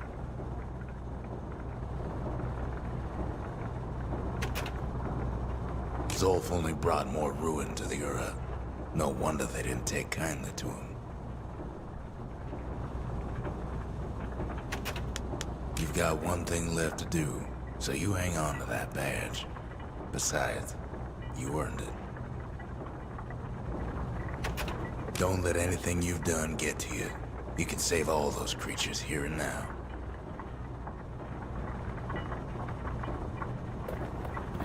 You made it. So, let's see. You can either prevent the Calamity, or stick around with me and Rex. I'd hate to be in your shoes. If I could be any place I wanted, I'd stay right here. We could go anywhere in the world. Zulf tried to talk me into joining him. I tried to talk him out of it. I guess we both failed. When I finally found my people, I told them we could help. They just took me for a traitor. Glad you showed up. Any moment I'd want to live again happened after the Calamity, not before. Ready to get this over with? Just go with your gut. You'll do the right thing.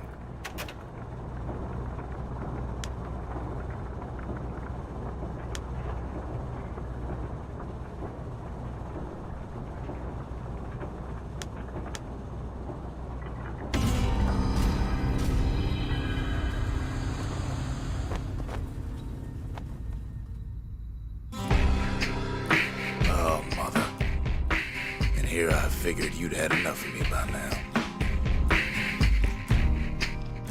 You could have undone the Calamity itself, but instead you want to stay in a world like this. I gotta admit, kid, I ain't yet put much thought in that idea, but carrying on with you here, we can't go back no more. But I suppose we could go wherever we please.